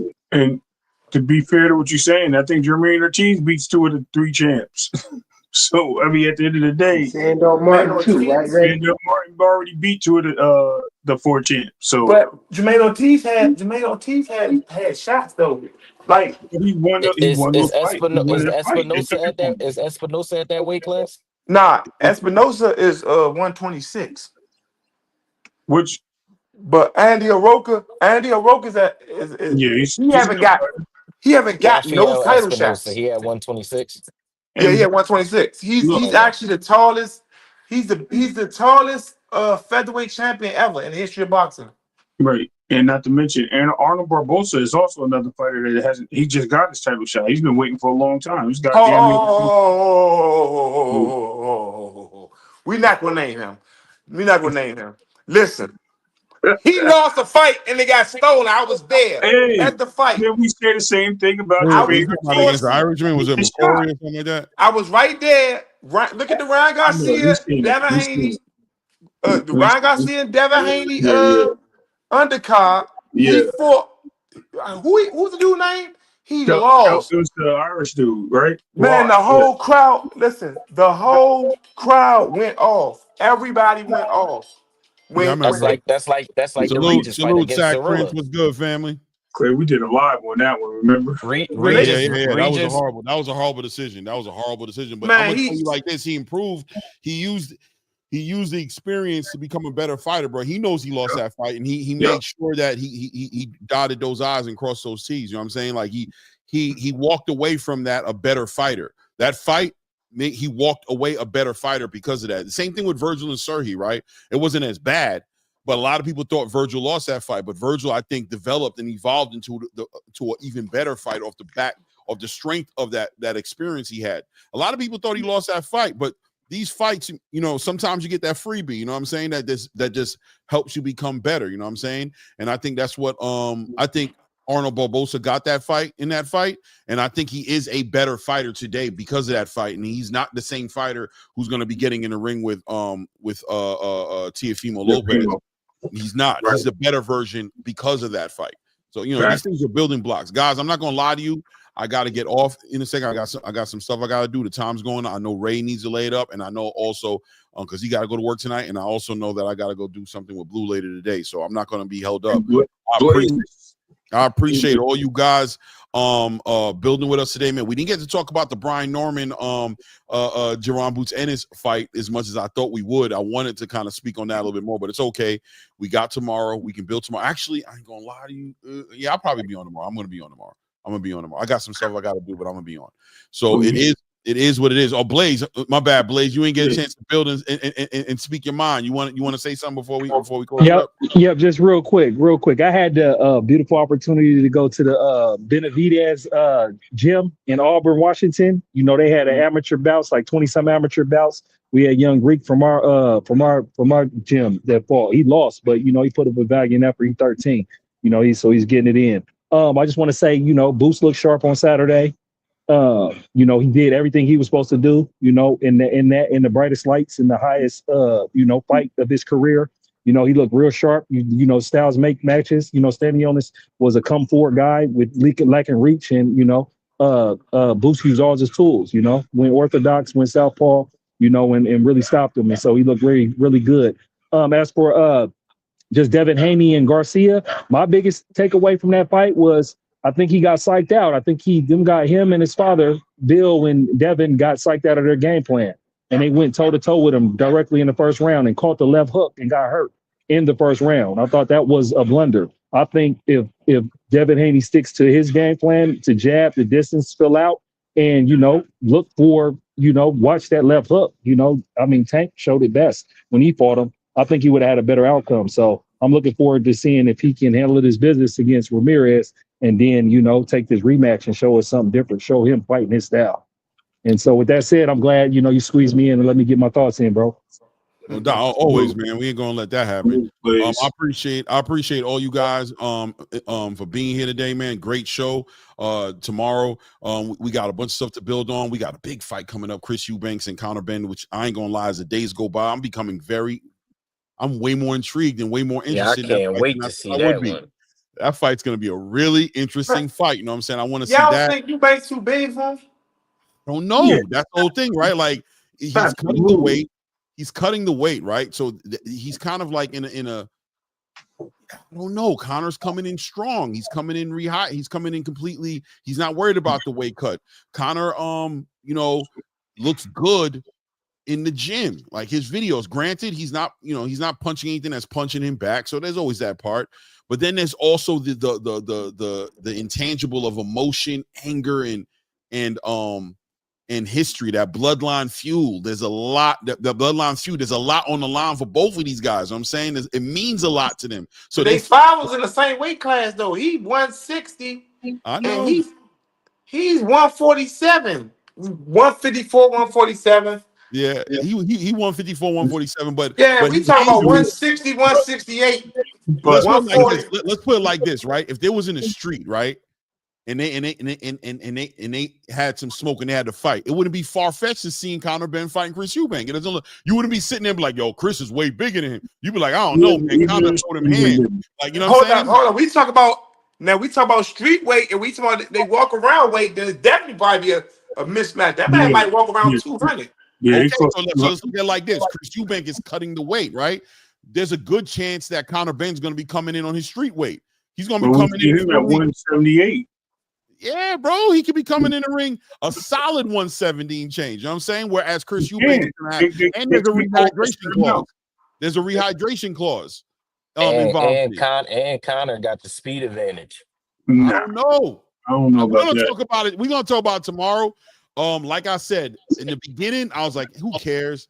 I think it's gonna be an interesting fight to watch based off the father. But as it's developing, I'm like, damn, bro, I don't know, bro. This fight might be crazy. That's because he smacked him with that egg. Exactly. That's what I was gonna say. I only became interested when he smacked him with that egg. Listen, man, he gotta kill him. He gotta kill him. Claymore, Dub, you see what happened, Dub? I was just go look at his video on X, bro. Yo, he got to play the egg. Dub, when you saw it, when I sent you the video, even Dub was like, man, hell no. You see what happened? I'm thinking about to say like he mushed him in the face or something. No, he smacked him. With an air, what the fuck? Oh my God! Like, oh no, I was like, oh no, he gonna have to get that back. I know, hell no, he gotta see me outside that day. Security man, don't touch me. Don't touch me. Don't put your hands on me, bro. He gonna. I knocked my own security out. They tried to touch me over that one, but don't touch me. No, we're gonna talk about ain't no price for no bread. We getting it in right there. This is real. I think it's gonna be right. You know what I mean? I think tomorrow we'll talk about it more. It's looking good. Conor looking good in the gym. Chris, you looking good too, but Chris is not walking around fighting at 160. You know, without a doubt, his father, Chris Eubank's father, is not happy about this. He feels like, you know what I mean? Chris Eubank's father feels like this is diabolical. He thinks his son gonna get clipped. So, man, Conor gonna come in there juiced up. Conor coming in there juiced up. He think his son need to be fighting in a bigger weight class. Conor's gonna have extra protein in his plate on breakfast. He's gonna have extra eggs on his for breakfast every morning. Right.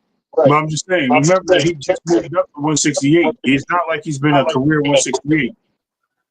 The girls got a fight coming up too. But he been at 160. I know. I'm saying Chris has been at 160 for so long. Like it. You know what I mean? He just moved to 168. The fight's at 160. So it's not like he's far from that division. He said he could fight as low as 154. He said that himself. He said that in his interview. We seen Conor Ben's last fight before his 147 fight was at 157 or something like that catch weight. It was like 154, 157 against Pete Dobson. Yeah. So I mean, said a lot of stuff though. You know what I mean? So we know he can make. We know he's going to fight up. And but if Chris Eubank is saying that. What are they gonna say though, Ray? Right? Like at the end of the day, what are they gonna say? Right? Man, Tank said he don't get no bigger than 140. We can't factor that in, but so much.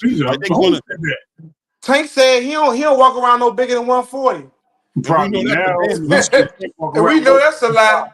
You know what I'm saying? We see him at 175 walking around with Errol. I said nigga like 180, 185 before. That was like 8 years ago though. But it is what it is. What you can do. But when I seen him about 180, nah, that was 2020. Yeah, that was 20. That was 5 years ago. It is what it is, man. Guys, we about to close it up because we're getting caught in the conversation. I'm actually becoming interested in it. It's gonna make me stay here longer than I want to stay, bro. All right, fellas. Good panel today. Look, guys, Peace, I y'all. appreciate you. I'm not going to even do the final talk because I'm scared one of y'all going to What say you say, something Ray? to make me want to. So drop another one so Clay Peace get out, interested. fellas. Good panel today. Yeah, good panel, man. Tomorrow we got a lot to build on, man. I appreciate you guys, man, as usual, man. Thank you, man. Hey, remember to hit the like button if you haven't done it. Let's put this channel on the right algorithm. If you haven't subscribed to the channel, stop wasting your time, bro. Hit the subscribe button, hit your bell icon so you're all getting alerts when all this content is dropping. I appreciate all you guys, man. Much love, man. Go ahead, Ray. Close us out, bro. Yeah, man. I mean, we're coming off a great weekend. We're looking more and better looking forward to better and great fights as the year goes on. And we're going to see some opportunities come for all these fighters. Every fighter on these cards are coming up with great challenges and more adversity to have. We already know that we're seeing Tank and Roach being renegotiated sometime this summer. We're seeing the Devin Haney, Ryan Garcia, Tiafimo guys and Rolly and these guys fighting tough fights. We're going to see we're seeing what's name get back in the ring soon. Norman for a tough fight. A lot of people they're looking past Jin Sasaki. Wow, I mean, damn, Clay, it's just a bunch. We got Keith Thurman and Tim Tszyu about to go at it. You know what I mean? This is the Charlo brothers coming back. I brought up earlier, Hamza Shiraz is eyeing Edgar Berlanga, bro. Right. Moving up the weight to take on Edgar Berlanga, who having trouble making. And just added Andy Lee. He added Andy Lee. Andy Lee's training him now. I think that's going to make a big difference for Hamza, bro. Big difference, bro. Listen, we're going to, and I was saying stateside, but Clay's right. We're seeing the 126 division turn up, the 130-pound division turn up, 147-pound division turn up. 140 is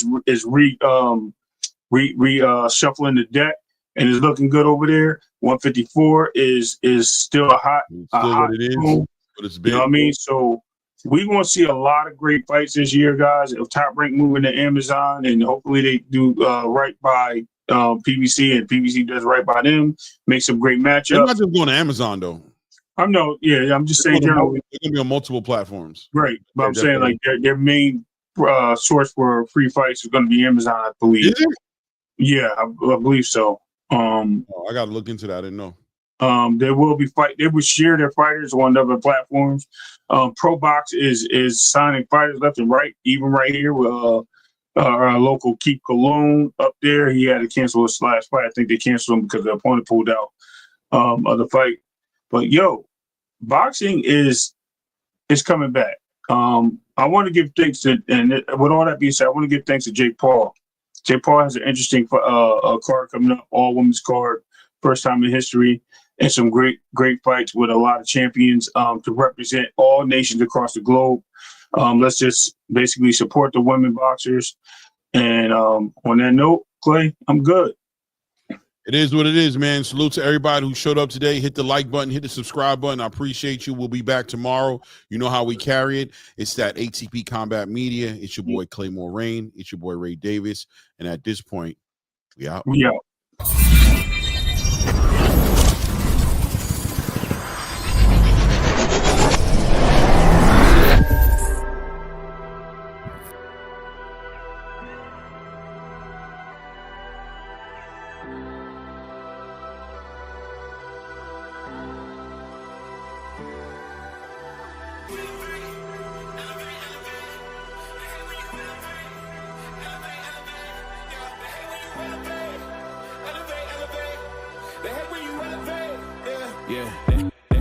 They hate when you elevate. The second of losses, I'm handing them out, yeah, I had to go delegate. It feel like I'm floating, I'm lost in the moment, I swear I could levitate. They never believed that I would really fly, I had to go demonstrate. I had to set them straight. They hate when you elevate, elevate, elevate. They hate when you elevate, elevate, elevate. Yeah, they hate when you elevate, elevate, elevate. They hate when you elevate, yeah. I had to elevate. I'm way too fly, yeah, I'm feeling myself. Ain't no chance I'm coming